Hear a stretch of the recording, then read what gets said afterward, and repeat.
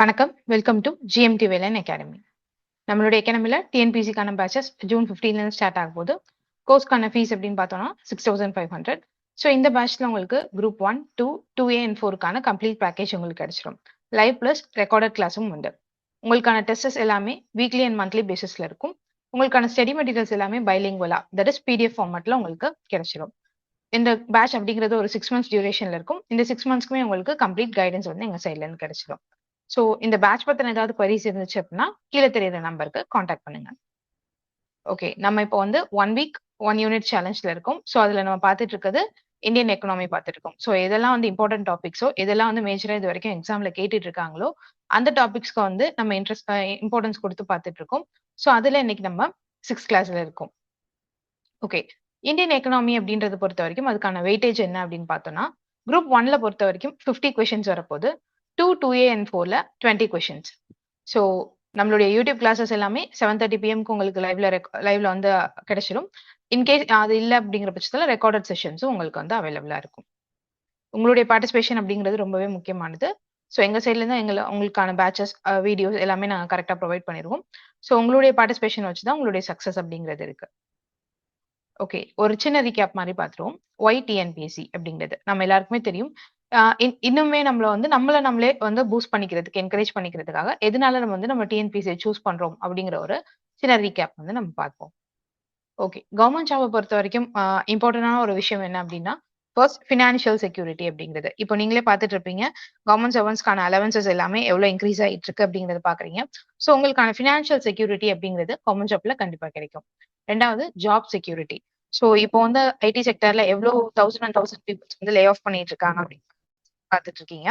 So அந்த மாதிரி ஒரு விஷயம் அப்படிங்கிறது கண்டிப்பா உங்களுக்கு கவர்மெண்ட் செக்டர்ல கிடையாது. ஒன்ஸ் நீங்க வந்து ப்ரொபேஷன் கம்ப்ளீட் பண்ணிட்டீங்க அப்படின்னாலே நீங்க வந்து ஒரு பெர்மனன்ட் ஜாப்க்கான ஒரு ரோல்குள்ள போயிருவீங்க. Next retirement benefits. நீங்க சர்வீஸ்ல இருக்கும்போது மட்டும் இல்லாம நீங்க ரிட்டையர் ஆனதுக்கு அப்புறமும் உங்களுக்கான பெனிஃபிட்ஸ் வந்து தொடர்ந்து கிடைச்சிட்டே இருக்கும். இது எல்லாத்தையும் தாண்டி ரொம்பவே முக்கியமான ஒரு விஷயம் என்ன அப்படின்னா, உங்களுக்கான சோஷியல் ஸ்டேட்டஸ் அப்படிங்கிறது. மற்ற பிரைவேட் செக்டர்ல இருக்க ஒரு எம்ப்ளாயிக்கும் கவர்மெண்ட் எம்ப்ளாயிக்கும் என்ன மாதிரியான ஒரு சோஷியல் ஸ்டேட்டஸ் இருக்கு அப்படிங்கிறது உங்களுக்கே தெரியும். நெக்ஸ்ட் எல்லாத்தையும் விட ரொம்பவே முக்கியமானது பப்ளிக் சர்வீஸ். பப்ளிக்கு ஒரு சர்வீஸ் பண்றதுக்கான ஒரு நல்ல ஒரு வாய்ப்பு வந்து நமக்கு கவர்மெண்ட் ஜாப்ல தான் கிடைக்கும். ஓகே, என்னென்ன மாதிரியான போஸ்ட் வந்து நம்மளுக்கு இந்த டிஎன்பிசில இருக்கு அப்படின்னு பார்த்தோம்னா, ஃபர்ஸ்ட் குரூப் 1 கேட்டகரியில உங்களுக்கு deputy collector, DSP, assistant commissioner மாதிரியான போஸ்ட் எல்லாமே உங்களுக்கு அவைலபிளா இருக்கும். நெக்ஸ்ட் குரூப் 2 இன்டர்வியூ கேடர் போஸ்ட் அது. ஸோ அதுல உங்களுக்கு உங்க சப் ரெஜிஸ்டர், முனிசிபல் கமிஷனர் சொல்லப்படுற எம்சி இந்த மாதிரியான ப்ரெஸ்டீஜியஸ் போஸ்ட் எல்லாமே உங்களுக்கு குரூப் 2ல கிடைக்கும். குரூப் 2A பொறுத்த வரைக்கும் நான் இன்டர்வியூ கேடர். அதுல வந்து உங்களுக்கு assistant section officer, personal clerk மாதிரியான போஸ்ட் வந்து இருக்கு. குரூப் 4 அப்படிங்கிறது விஏஓ, ஜூனியர் அசிஸ்டன்ட், டைபிஸ்ட் மாதிரியான போஸ்ட் எல்லாமே அதுல கவர் ஆகும். ஸோ நெக்ஸ்ட் 2026ஓட ஆனுவல் பிளானர் வந்து ஆல்ரெடி ரிலீஸ் பண்ணிட்டாங்க. ஸோ குரூப் 1 அப்படிங்கிறதுக்கான நோட்டிபிகேஷன் வந்து இந்த ஜூன் 3 வந்து வரப்போகுது. ஸோ அதுக்கான எக்ஸாம் அப்படின்னா செப்டம்பர்ல வரும்னு சொல்லியிருக்காங்க. ஸோ கிட்டத்தட்ட ஒரு 90 days கிட்ட உங்களுக்கு ரிமைனிங் இருக்கு. குரூப் 2, 2A பொறுத்த வரைக்கும் ஆகஸ்ட்ல வந்து நோட்டிபிகேஷன் வரும். அக்டோபர்ல வந்து எக்ஸாம் அப்படிங்கிற மாதிரி சொல்லியிருக்காங்க. நெக்ஸ்ட் இந்த இயரோட லாஸ்ட் எக்ஸாமா உங்களுக்கு குரூப் 4 இருக்க போது. ஸோ அது வந்து டிசம்பர்ல இருக்கும் அப்படிங்கிற மாதிரியும் சொல்லியிருக்காங்க. சேம் அதே தான் டிஎன்யூஎஸ்ஆர்வியை பொறுத்த வரைக்கும் எஸ்ஐயோட நோட்டிபிகேஷன் வந்து மேலையும், பிசியோட நோட்டிபிகேஷன் வந்து செப்டம்பர்ல வரும் அப்படிங்கிற மாதிரி சொல்லியிருக்காங்க. 2025 லாஸ்ட் இயரை பொறுத்த வரைக்கும் நம்ம அனலைஸ் பண்ணி பார்த்தோம் அப்படின்னா, குரூப் 1 அப்படிங்கிறதுக்கு ஒரு 72 வேகன்சி விட்டுருந்தாங்க. ஸோ அதுல அப்பியர் ஆனவங்க அப்படின்னு பார்க்கும்போது 1,80,000 கிட்ட அப்பியர் ஆயிருந்தாங்க. ஸோ இந்த குரூப் 1 அப்படிங்கிறதுக்காக ரொம்பவே எஃபோர்ட் போட்டு ப்ரிப்பேர் பண்ணவங்கன்னு பார்த்தா தௌசண்ட்ஸ்ல தான் இருப்பாங்க. ஸோ இந்த 1,80,000 அப்படிங்கிறதும் எழுதி பார்க்கலாம் அப்படிங்கிறதுக்காக வந்தவங்க தான். முழுக்கவே இந்த 1,80,000 அப்படிங்கிறது ஃபுல்லான ஒரு ரியல் காம்படிட்டர்ஸ் கிடையாது. உங்களுக்கான ரியல் காம்படிட்டர்ஸ் வந்து அந்த 10,000 அந்த ரேஞ்ச்ல தான் இருப்பாங்க. ஸோ அதுக்கான காம்படிஷன் அப்படிங்கிறது கம்மி. ஸோ எக்ஸாம் லெவல வச்சு உங்களுக்கான காம்படிஷன் வந்து கம்மியா தான் இருக்கும். அதனால இதுல வந்து நீங்க ஈஸியா கிளியர் பண்றதுக்கான சான்சஸ் இருக்கு உங்களுடைய எஃபோர்ட்டை பொறுத்து. குரூப் 2 அண்ட் 2A பொறுத்த வரைக்கும் 1,200 வேகன்சிஸ் கிட்ட கொடுத்திருந்தாங்க. இது கம்மியா இருந்தாலும் இந்த வருஷம் வந்து நிறைய வேகன்சி வரும் அப்படின்னு எதிர்பார்க்கப்படுது. குரூப் 4 பொறுத்த வரைக்கும் 4,000 சேம் அதே தான்.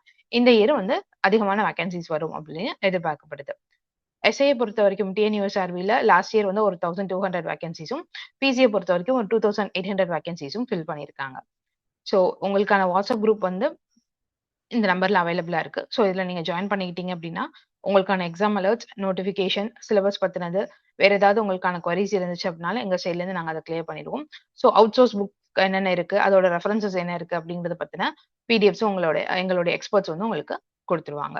ஸோ உங்களுக்கான கொஸ்டின்ஸ் எது இருந்தாலும் நீங்க அந்த குரூப்ல வந்து கேட்கலாம்.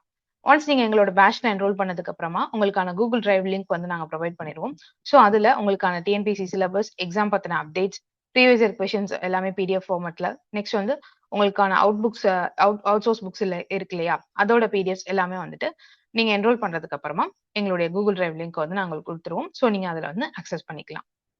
ஸோ என்ன மாதிரியான எஜுகேஷனல் குவாலிஃபிகேஷன் தேவைப்படுது அப்படின்னு பார்த்தோம்னா, எனி டிகிரி நீங்க படிச்சிருந்தீங்கனாலே குரூப் 1 எழுதலாம். அதே மாதிரி 2, 2A அண்ட் எஸ்ஐ எழுதலாம். எஸ்எஸ்எல்சி 10th குவாலிஃபிகேஷனை பொறுத்த வரைக்கும் குரூப் 4 அண்ட் பிசி நீங்க அப்பியர் ஆக முடியும். ஓகே, எல்லாமே நமக்கு தெரிஞ்சிருச்சு. என்ன மாதிரியான கோர்ஸ், என்ன மாதிரியான வேகன்சிஸ் இந்த இயர் வரப்போகுது, எப்போ எக்ஸாம்ஸ் வரப்போகுது, அது எல்லாமே நம்ம ஒரு டீட்டெயில் எல்லாமே பார்த்துட்டோம். ஸோ எங்களுடைய ஜிஎம்டி வேலன் அகாடமி சார்பா இந்த இயர் வந்து உங்களுக்கான சக்சஸ்ஃபுல் இயர் இருக்கிறதுக்கு எங்களுடைய வாழ்த்துக்கள். ஓகே, ஜிஎஸ் அப்படிங்கறத பொறுத்த வரைக்கும் ப்ரிலிம்ஸ் அப்படிங்கிறதுல என்னென்ன வெயிட்டேஜ் இருக்க போகுது அப்படின்னு பார்ப்போம். ஸோ குரூப் 1 பொறுத்த வரைக்கும் ஜிஎஸ்க்கான வெயிட்டேஜ் அப்படின்னு பார்த்தோன்னா டோட்டல் 200 கொஸ்டின்ஸ்ல 175 கொஸ்டின்ஸ் வந்து ஜிஎஸ் மட்டுமே வரப்போகுது சாலிடா. ஸோ அது என்னென்ன யூனிட்டா ஸ்பிளிட் ஆயிருக்கு அப்படின்னா மொத்தம் 6 யூனிட்டா ஸ்பிளிட் ஆயிருக்கு. சேம் குரூப் 2, 2A அண்ட் 4 பொறுத்த வரைக்கும் அதே தான் 75 கொஸ்டின்ஸ். டோட்டல் 100 கொஸ்டின்ஸ்ல 200 கொஸ்டின்ஸ்ல 100 வந்து லாங்குவேஜ், மிச்சம் இருக்கக்கூடிய 100 வந்து உங்களுக்கான ஜிஎஸ் பார்ட். அதுல வந்து 75 அப்படிங்கிறது ஜிஎஸ். ஓகே, அது வந்து இந்த 6 யூனிட்டா ஸ்பிளிட் பண்ணிருக்காங்க. Unit 1 science, geography, history, culture and INM. 4th வந்து Indian polity, 5th Indian economy and TN admin, 6th வந்து பழைய unit 8 that is Tamil society. So ஒவ்வொரு யூனிட்டுக்கும் என்னென்ன வெயிட்டேஜ் இருக்கு அப்படின்னு பார்த்தோம்னா, ஃபர்ஸ்ட் குரூப் 1 பொறுத்த வரைக்கும் 175 கொஸ்டின் சொன்னோம் இல்லையா, அதுல ஜெனரல் சயின்ஸ் அண்ட் ஜியோகிராஃபி வந்து ஈச் 10 கொஸ்டின்ஸ் வரப்போகுது. History and INM 25, Indian polity 40, Indian economy and TN admin அதுதான் வந்து இருக்கிறதுலே வந்து வெயிட்டேஜ் அதிகமானது. ஸோ அதை தான் நம்ம இப்போ வந்து பார்த்துட்டு இருக்கோம், 50 கொஸ்டின்ஸ்.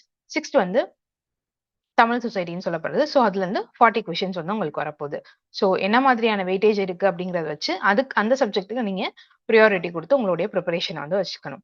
நெக்ஸ்ட் அதே மாதிரி 2, 2A அண்ட் 4 எல்லாத்துக்கும் காமனா ஜெனரல் சயின்ஸ் அப்படிங்கிறது 5 கொஸ்டின்ஸ், ஜியோகிராஃபி அப்படிங்கிறது 5, history and INM 10, Indian polity 50, Indian economy and TN admin 20, Tamil society each 20, அதுவும் 20 தான். ஸோ டோட்டலா 75 கொஸ்டின்ஸ் வந்து இந்த யூனிட்ஸ்ல இருந்து வரப்போகுது. ஸோ சேம் இங்கேயுமே வந்துட்டு எக்கனாமி அண்ட் டிஎன் அட்மினுக்கு தான் அதிகமான வெயிட்டேஜ் இருக்கு. ஸோ அதுக்கு தான் நீங்க வந்து அதிக ப்ரியாரிட்டி கொடுத்து படிக்கணும்.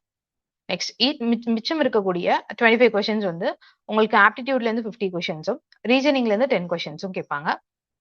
ஸோ நீங்க இந்த சப்ஜெக்ட்ஸ் பொறுத்த வரைக்கும் பாத்தீங்கன்னா அதிகமா நீங்க எதுக்கு ஃபோக்கஸ் பண்ணணும் அப்படின்னா சோஷியல் சயின்ஸ்க்கு. ஸோ உங்களுக்கான ஹிஸ்டரி, ஐஎன்எம், பாலிட்டியா இருக்கட்டும், இந்தியன் எக்கனாமி, தமிழ் சொசைட்டி, இந்த மாதிரியான எல்லாமே வந்துட்டு உங்களுக்கு எதுல தான் கவர் ஆகும் அப்படின்னா ஸ்கூல் புக்ஸ்ல இருக்கக்கூடிய சோஷியல் சயின்ஸ்க்கு அதுக்கு தான் அதிகமா கவர் ஆக போகுது. ஸோ அதுக்கு தான் நீங்க வந்து அதிகமா ஃபோக்கஸ் கொடுத்து நீங்க படிக்க வேண்டியதா இருக்கும். ஓகே, நீங்க உங்களுக்கான குவாலிஃபிகேஷன் என்ன, எப்போ எக்ஸாம் வரப்போகுது, எல்லா டீட்டெயிலுக்கும் உங்களுக்கு இப்போ தெரிஞ்சிருக்கும். ஸோ இந்த இயர்க்கான உங்களோட ப்ரிப்பரேஷனை வந்து நீங்க தயார்படுத்திக்கோங்க. ஸோ வீடியோக்குள்ள போகலாம். நம்ம ஆல்ரெடி சொன்ன மாதிரி நம்ம இப்போ பார்த்துட்டு இருக்கிறது இந்தியன் எக்கனாமி பார்த்துட்டு இருக்கோம். ஸோ அதுல இன்னைக்கான டாபிக் அப்படின்னா தமிழ்நாடு எக்கானமி, தமிழ்நாடோட பொருளாதாரத்தை பத்தி பார்க்க போறோம். ஓகே, இது எல்லாமே ஸ்கூல் புக் டேட்டாஸ் தான். ஒவ்வொன்றுமே ஒவ்வொரு நம்ம நியூமெரிக்கல் டேட்டா எது எல்லாமே வந்துட்டு உங்களுக்கான ப்ரீவியஸ் இயர் கொஸ்டின்ல கேட்டிருக்காங்க.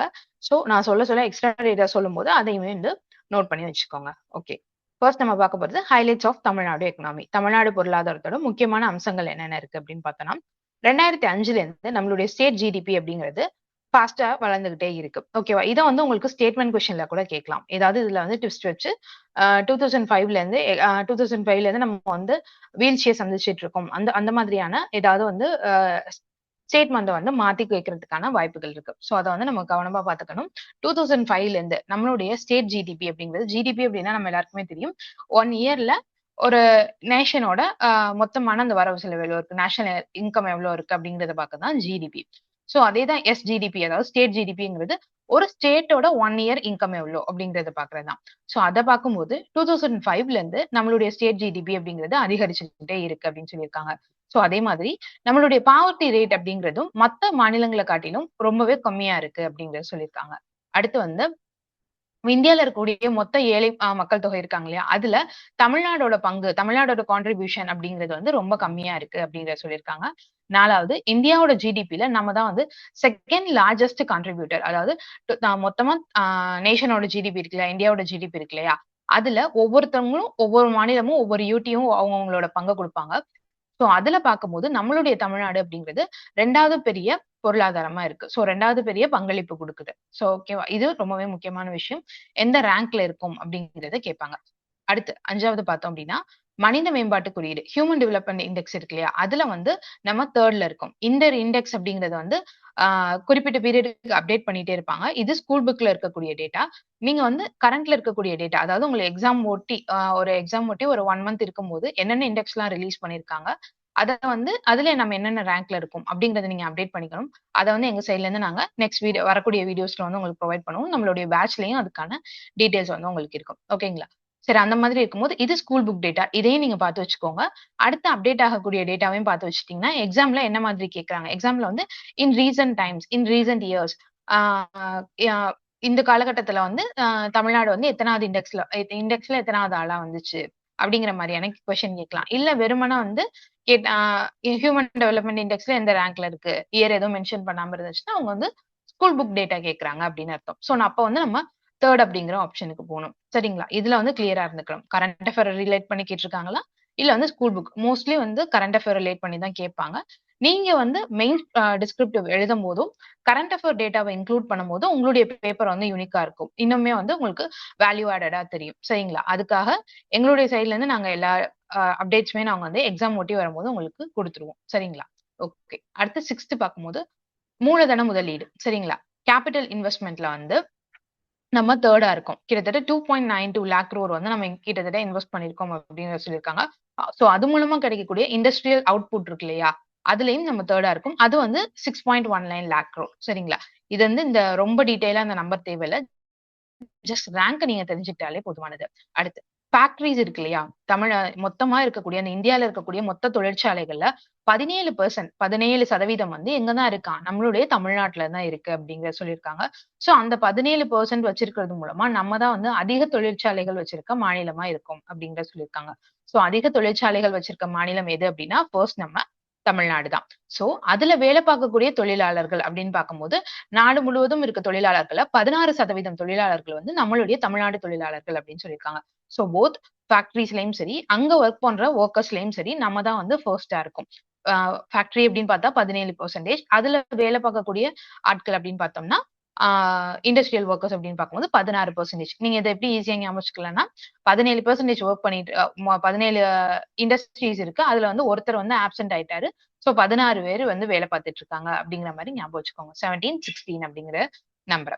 நெக்ஸ்ட் 8 பாயிண்ட் என்ன அப்படின்னா, நித்தி ஆயோக்ல வந்து நம்ம நித்தி ஆயோகோட ஹெல்த் இண்டெக்ஸ் இருக்கு இல்லையா? அதுல நம்ம 3ஆ இருக்கோம் அப்படின்னு பார்த்துக்கோம். நமக்கு தெரியும் நித்தி ஆயோக பொறுத்தவரைக்கும் நெறைய இண்டெக்ஸஸ் குறியீடு வந்து ரிலீஸ் பண்ணுவாங்க.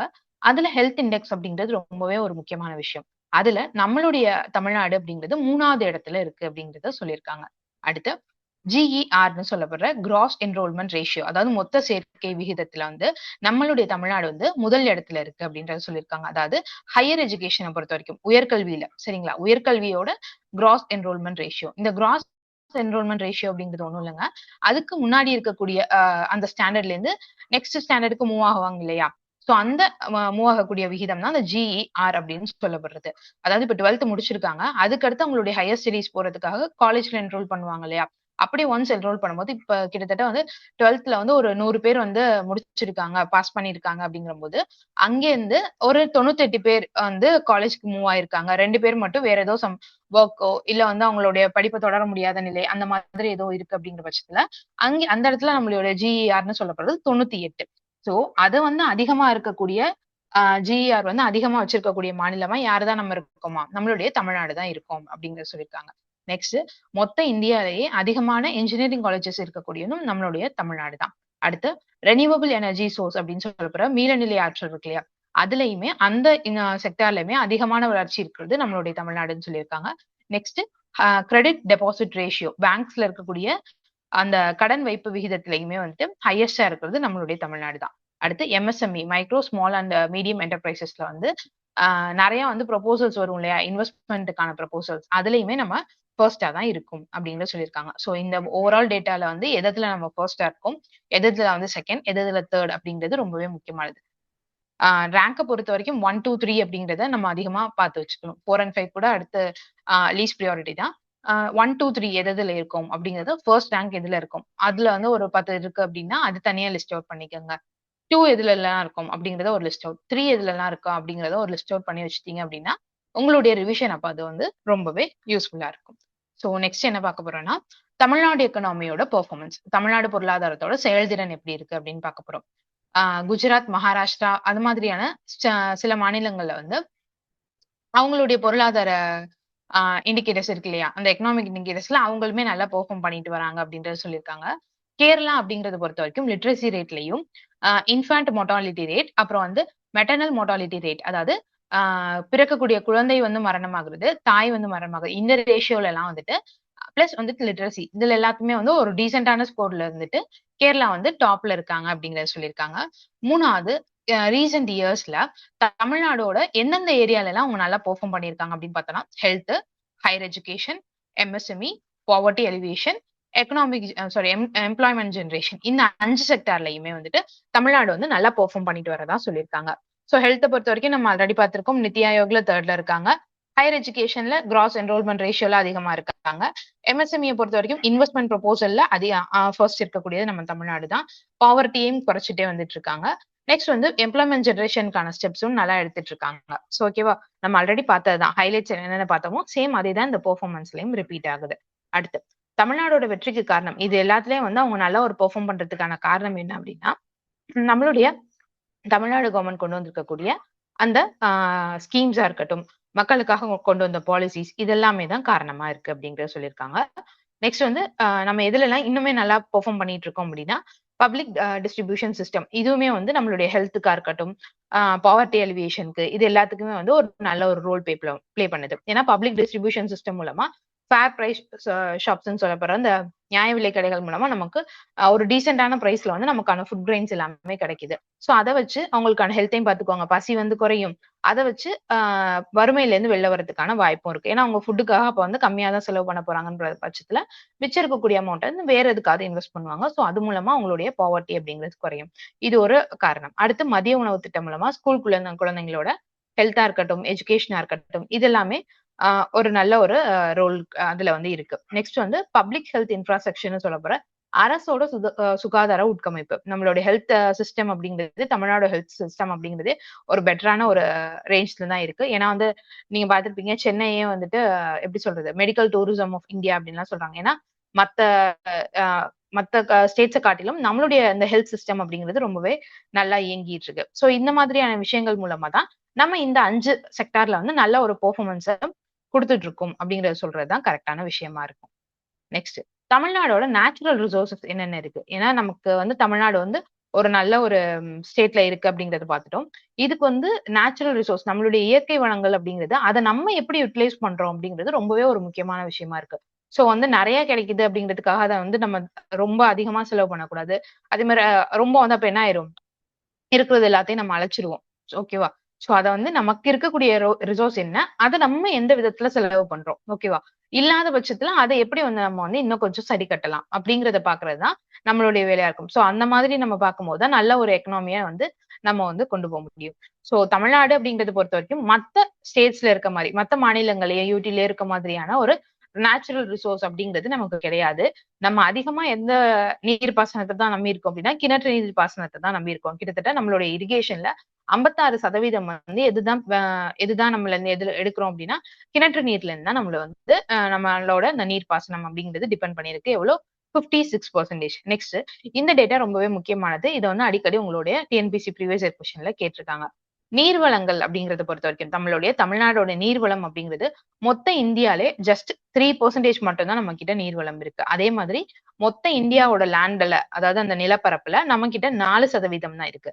ஆனா மக்கள் தொகையை பார்க்கும்போது மொத்த இந்தியாவோட மக்கள் தொகையில 6% நம்ம வந்து வச்சிருக்கோம். லேண்டை பொறுத்த வரைக்கும் 3, வாட்டரை பொறுத்த வரைக்கும் 3, லேண்டை பொறுத்த வரைக்கும் 4, அடுத்து வந்து என்னது மக்கள் தொகையை பொறுத்த வரைக்கும் 6. இந்த பெர்சன்டேஜ்ல தான் நம்ம இயங்கிட்டு இருக்கோம். அடுத்து நம்மளுடைய ஆற்று பள்ளத்தாக்குகள் அப்படின்னு பார்க்கும்போது இதுவுமே வந்து ப்ரீவியஸ் இயர் கொஸ்டின் தான், அடிக்கடி கேட்ட ஒரு கொஸ்டின். சோ நம்மளுடைய தமிழ்நாட்டுல எத்தனை ஆற்று பள்ளத்தாக்குகள் இருக்கு அப்படின்னு கேட்டிருக்காங்க. மொத்தம் 17 பள்ளத்தாக்குகள் இருக்கு. அதுல முக்கியமானது என்னென்ன அப்படின்னு பார்க்கும்போது பாலாறு, செய்யாறு, பொன்னையாறு, காவிரி, பவானி, வைகை, சித்தாறு, தாமிரபரணி, வெள்ளாறு, நொய்யல், சிறுவாணி, குந்தாறு, வைப்பார், வால்பாறை இதெல்லாம் வந்து அதுல இருக்கக்கூடிய முக்கியமான ஆறுகள். நெக்ஸ்ட் நம்ம எந்த பருவமழையை வந்து ரொம்ப நம்பி இருக்கோம் அப்படின்னு பார்த்தோம்னா வடகிழக்கு பருவமழை. அதுதான் வந்து நமக்கான மேஜர் சோர்ஸ் ஆஃப் ரெயின்ஃபாலா இருக்கு. சோ இதை தொடர்ந்து வரக்கூடியது எது அப்படின்னு பார்த்தோம்னா தென்மேற்கு பருவமழை. சோ அதுல வந்து நமக்கு கிடைக்கிறது கம்மி தான். ஆனா நம்மளுடைய தமிழ்நாட்டை பொறுத்த வரைக்கும் அதிகமான மழைப்பொழிவு வந்து நமக்கு எதுல இருந்து கிடைக்குது அப்படின்னா நார்த் ஈஸ்ட் மான்சூன் அப்படின்னு சொல்லப்படுற வடகிழக்கு பருவமழையில தான். நெக்ஸ்ட் நம்மளுடைய கனிம வளங்கள் என்னென்ன இருக்கு, மினரல் ரிசோர்சஸ் நம்ம கிட்ட என்னென்னலாம் இருக்கு அப்படின்னு பார்த்தோம்னா தமிழ்நாடை பொறுத்த வரைக்கும் நம்ம ஆல்ரெடி சொன்ன மாதிரி நேச்சுரல் ரிசோர்ஸ் அப்படிங்கிறது கம்மி தான். சோ கொஞ்சமான மினரல்ஸ் தான் நம்ம கிட்ட இருக்கு. என்னென்ன மாதிரியான மினரல்ஸ் அப்படின்னு பார்க்கும்போது titanium, lignite, magnesite, graphite, limestone, granite and bauxite. ஓகேவா? ஃபர்ஸ்ட் ஒன் அப்படிங்கிறது முதல் திட்டம் அப்படிங்கிறது நம்ம எப்போ கொண்டு வந்தோம் அப்படின்னா நெய்வேலி லிக்னைட் கார்பரேஷன் அப்படிங்கிறது தான். சோ இது மூலமா தான் நம்மளுடைய இண்டஸ்ட்ரியல் டெவலப்மெண்ட் அப்படிங்கிறது இதுக்கப்புறமா தான் இருந்துச்சு. சோ இதை வச்சுதான் அந்த கடலூர் டிஸ்ட்ரிக்ட்ல இருக்கக்கூடிய அந்த நெய்வேலியில தான் அதிகமான டெவலப்மெண்ட் வந்து வர ஆரம்பிச்சிச்சு அப்படிங்கறது சொல்லியிருக்காங்க. நெக்ஸ்ட் மேக்னசைட் அப்படிங்கிற மைனிங், அதாவது மேக்னசைட்டை வந்து எந்த இடத்துல வந்து அதுக்கான சுரங்கம் வந்து எந்த இடத்துல இருக்கு அப்படின்னா சேலம்ல இருக்கு. பாக்சைட் அப்படிங்கறத பொறுத்த வரைக்கும் ஏற்காடு. இதுலதான் வந்து அதிகமான அயன் ஓரும் இந்த ஏரியால தான் இருக்கு. சோ எந்த இடத்துல அப்படின்னு பார்த்தோம்னா கஞ்சமலை அப்படின்ற சொல்ற இடத்துல இருக்கு. நெக்ஸ்ட் மொலிப்டினம் அப்படின்னு சொல்லப்படுற எங்க இருக்கு அப்படின்னா தர்மபுரியில இருக்கு. சோ இதெல்லாம் தான் நம்மளுடைய ஒன்லி சோர்சஸ். ஓகேவா? மேக்னசைட் அப்படிங்கிறது எங்க சேலம்ல. சோ சேலம் மாம்பழம் அப்படிங்கிற மாதிரி ஞாபகம் வச்சுக்கலாம். மேங்கோ மேக்னசைட் அப்படிங்கிறது. பாக்சைட் அப்படிங்கிறது ஏற்காடுல வந்து அதோட அந்த எப்படி சொல்ல அந்த ரோடு வந்து பாக்ஸா இருக்கும், வளைஞ்சு வளைஞ்சு இருக்குமே, அதை வந்து நம்ம எப்படி பாக்ஸா இருக்கும் அப்படிங்கறது மாதிரி ஞாபகம் வச்சுக்கோங்க. அயன் வந்து கஞ்சமலை. ஓகேவா? அயன் ஓர் அப்படிங்கிறது இந்த இடத்துல கஞ்சமலை. ஓகேவா?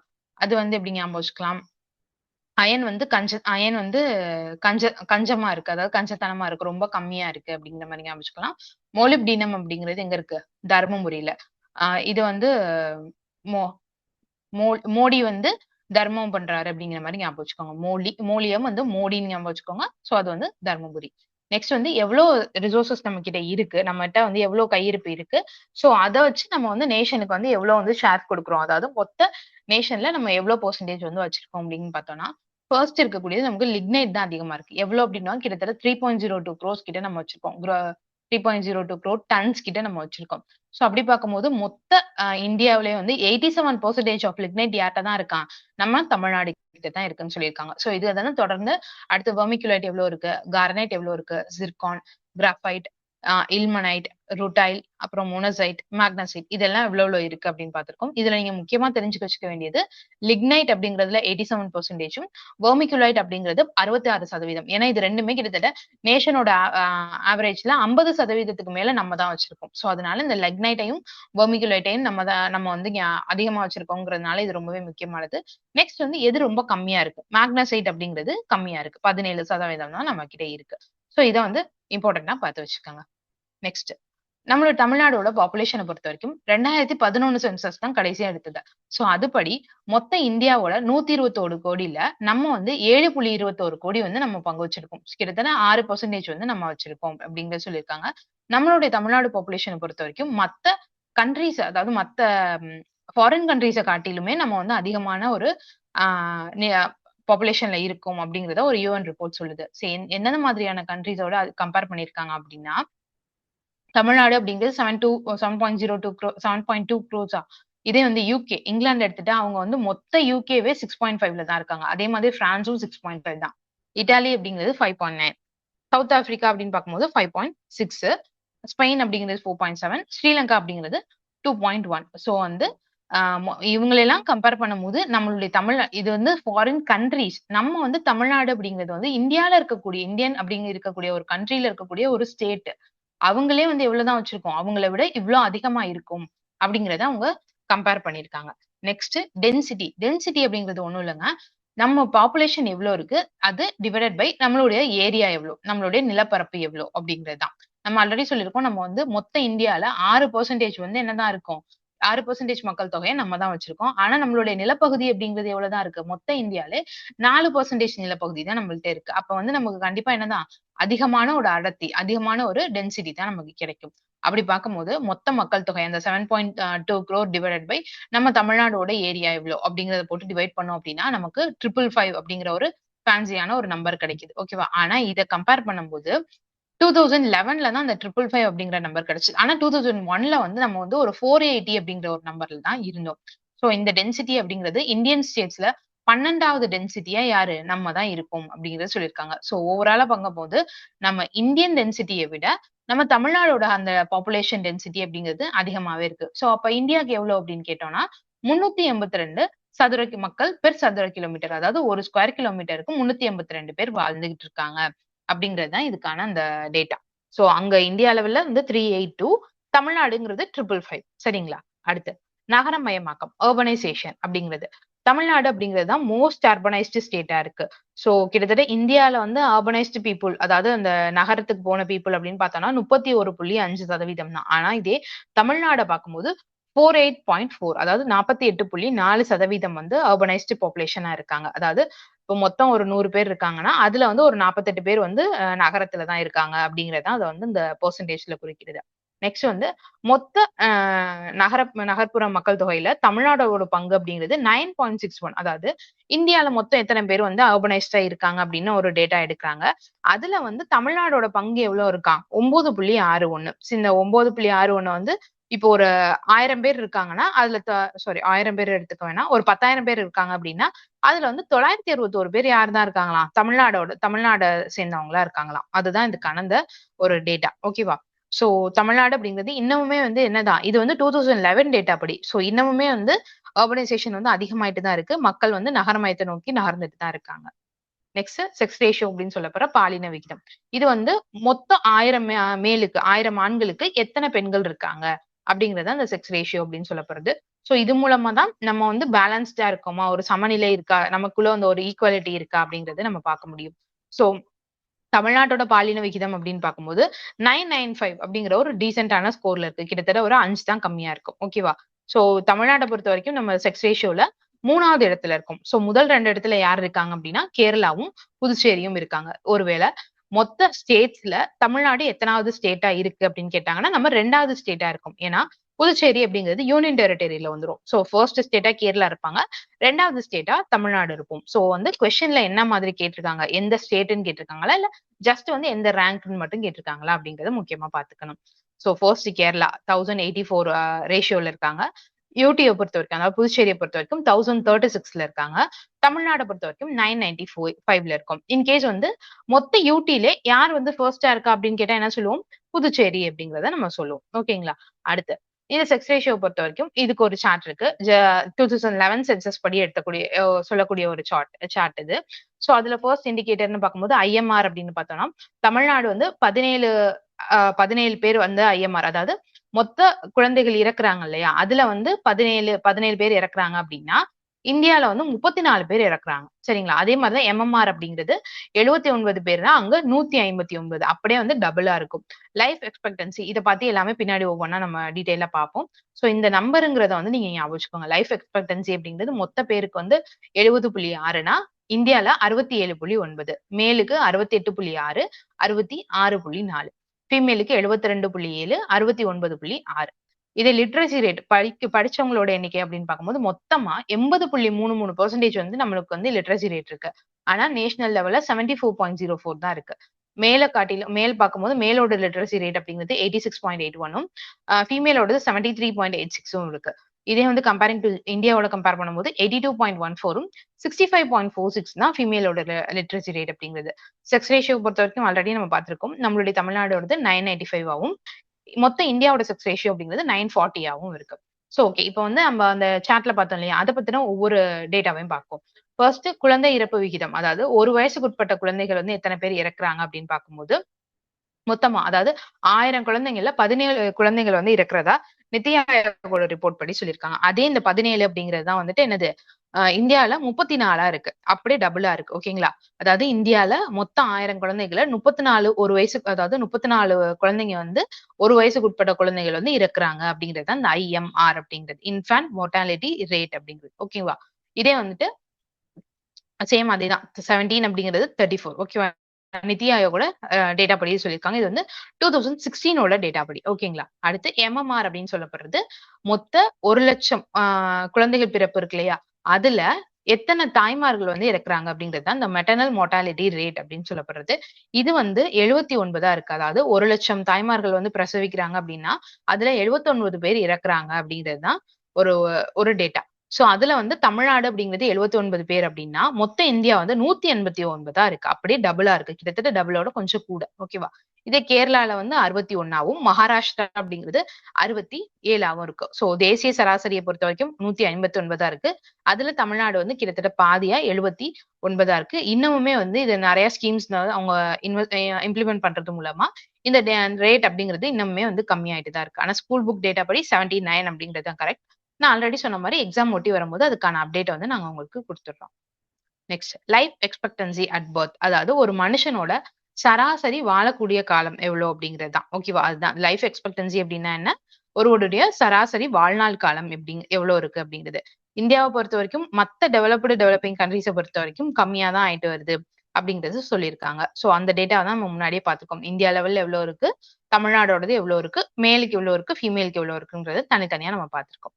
உங்களுக்கான கொஸ்டின் இப்போ நம்ம பார்த்த வரைக்கும் ஒரு ஜஸ்ட் வந்து ஒரு 4 to 5 கொஸ்டின்ஸ் பார்ப்போம். சோ அதுல ஃபர்ஸ்ட், தமிழ்நாடு அப்படிங்கிறது எத்தனாவது லார்ஜஸ்ட் கான்ட்ரிபியூட்டரா இருக்கு இந்தியாவோட ஜிடிபில? இந்தியாவின் ஜிடிபிக்கு தமிழ்நாடு எத்தனாவது பெரிய பங்களிப்பாளராக உள்ளது? Option A first, B second, C third, D fourth. உங்களுக்கான ஆன்சரை கமெண்ட்ல சொல்லுங்க.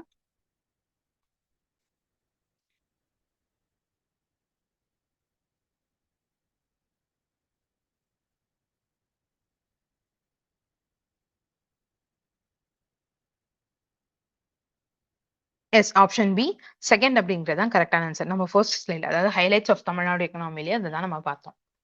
Next, how many river basins are there in Tamil Nadu? தமிழ்நாட்டில் எத்தனை ஆற்று பள்ளத்தாக்குகள் உள்ளன? இது வந்து ஒரு நம்ம டிஎன்பிசியோட ப்ரீவியஸ் இயர் கொஸ்டின். அடிக்கடி கேட்கக்கூடிய ஒரு கொஸ்டின். டிஎன் எக்கனாமியா இருக்கட்டும், தமிழ்நாடு ஜியாகிரபியா இருக்கட்டும், இந்த கொஸ்டின் வந்து ரொம்பவே முக்கியமானது.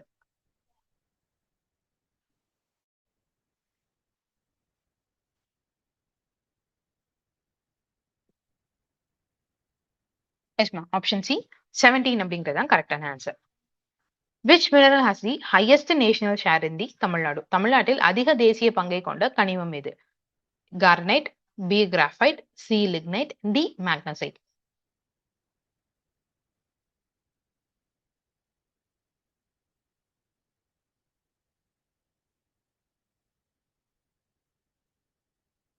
எஸ், ஆப்ஷன் சி லிக்னைட் அப்படிங்கிறது தான் கரெக்ட் ஆன்சர். இதே லோவஸ்ட் ஷேர் எதை வச்சிருக்கு? ஆப்ஷன் டியா இருக்கக்கூடிய மேக்னசைட். லிக்னைட் தான் நம்ம வந்து கிட்டத்தட்ட நேஷனல் ஷேர்லேயே வந்து 87%, கிட்டத்தட்ட 3.02 crore tons வந்து நம்ம வச்சிருக்கோம். சரிங்களா? Next, what was the population density of Tamil Nadu in 2011? 2011ஆம் ஆண்டில் தமிழ்நாட்டின் மக்கள் அடர்த்தி எவ்வளவு? Option A 382, B 480, C 555, C D வந்து 600. ஈஸியான ஒரு நம்பர் தான். எஸ், ஆப்ஷன் சி 555 அதுதான் கரெக்டான ஆன்சர். இதே வந்து இந்தியாவோட எவ்வளவு அப்படின்னா 382, ஆப்ஷன் ஏ. ஓகே, அடுத்து cross state domestic product, GSDP அப்படின்னா என்ன? இந்த ஜிஎஸ்டிபி பத்தி நான் ஆல்ரெடி ஒரு ஷார்ட் இன்ட்ரோ மாதிரி ஒன்று கொடுத்துருப்பேன். அதாவது ஜிடிபி மாதிரியே தான் நம்மளுடைய ஜிடிபி அப்படிங்கிறது என்ன பண்ணுவோம், நம்மளுடைய மொத்த இந்தியாவுக்கு கவர் பண்ணுவோம். இதே ஜிஎஸ்டிபி அப்படிங்கிறது நம்மளுடைய தமிழ்நாடுன்னு இல்ல, ஒவ்வொரு ஸ்டேட்டுக்கும் பாக்குறது. இப்போ நம்ம இதுக்கு பார்ப்போம், நம்மளுடைய தமிழ்நாடுக்கு பார்ப்போம். நம்மளுடைய தமிழ்நாட்டுல ஒரு வருஷத்துல எவ்வளவு வந்து மொத்த உற்பத்தி மற்றும் சேவை அதுக்கான மதிப்பு எவ்வளவு இருக்கு அப்படிங்கறது பாக்குறதா ஜிஎஸ்டிபி அப்படிங்கிறது.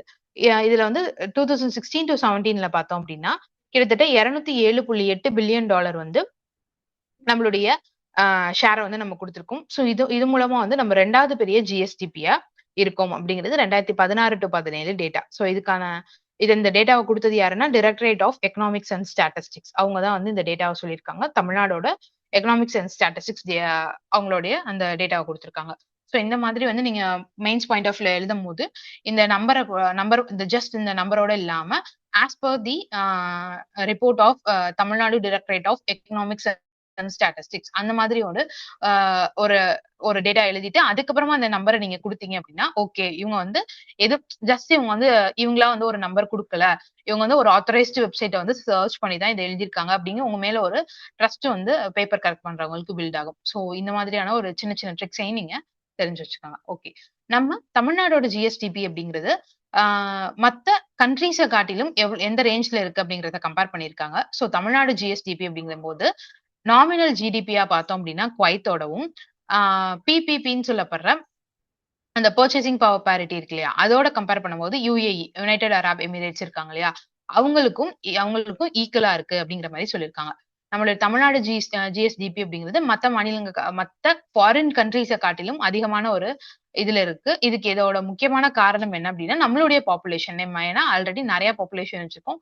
ஸோ அது மூலமா எக்கனாமிக்கு நிறைய கான்ட்ரிபியூட் ஆகும். ஸோ அது மூலமா இந்த இன்க்ரீஸ் ஆகுறது அந்த ஜிஎஸ்டிபி அப்படிங்கிறது. ஸோ நம்மளுடைய தமிழ்நாடு ஜிஎஸ்டிபி அப்படிங்கிறது $207.8 பில்லியன் அப்படின்னு ஆல்ரெடி நம்ம பார்த்திருக்கோம். இதே ஈராக்கு பார்த்தோம்னா 171. இது எல்லாமே இன் டர்ம்ஸ் ஆஃப் யூஎஸ் டாலர்ல. ஓகேவா? யூஎஸ் பில்லியன் டாலர்ஸ்ல. நியூசிலாந்துக்கு 184. ஸ்ரீலங்கா நம்மளுடைய நெய்பர் கண்ட்ரி தான். அவங்க வந்து 81. ஸோ மத்த நாடுகளோட எவ்வளவு வந்து கம்பேர் பண்ணியிருக்காங்க அப்படிங்கிறது கீழேயுமே ஒரு டேட்டா இருக்கு. ஸோ அதை பார்த்தோம் அப்படின்னா குவைத்துக்கு 207 சேம் நம்மளுடைய அதே தான், கொஞ்சம் கம்மி. யுஏஇ அப்படிங்கிறது 211, ஹங்கேரி 138.1, போர்ச்சுகல் வந்து 205.3, வியட்நாம் 202.6, பிலிப்பைன்ஸ் 106.6, கென்யா வந்து 76.1. அடுத்து ஒவ்வொரு செக்டாரோட கான்ட்ரிபியூஷன் நம்ம ஆல்ரெடி தெரியும். எக்கனாமியோட இன்ட்ரோடக்ஷன் பார்க்கும்போது என்னென்ன மாதிரியான செக்டார்ஸ் இருக்கு அப்படின்னு பார்த்துருவோம். Primary, secondary and tertiary. இப்போ ரீசெண்டா வந்து குவாட்டர்னரி, கியூனரி அந்த மாதிரி நிறைய ஆட் ஆயிருக்கு. ஸோ நம்ம வந்து புக் டேட்டா படி பார்க்கும்போது இந்த மூணு செக்டார்ஸ் தான் பார்ப்போம் மேஜரா. Primary, secondary and tertiary. அதுல பிரைமரி அப்படிங்கிறது என்ன? அக்ரிகல்ச்சரும் அது அலைடு அது சார்ந்த துறைகளும். நெக்ஸ்ட் வந்து செகண்டரி அப்படிங்கிறது ப்ரொடக்ஷன்ல வந்துடும், இண்டஸ்ட்ரியில வந்துடும். ஸோ தேர்டா இருக்கக்கூடிய டெர்ஷரி அப்படிங்கிறது சர்வீஸ் செக்டாருக்குள்ள வந்துடும்.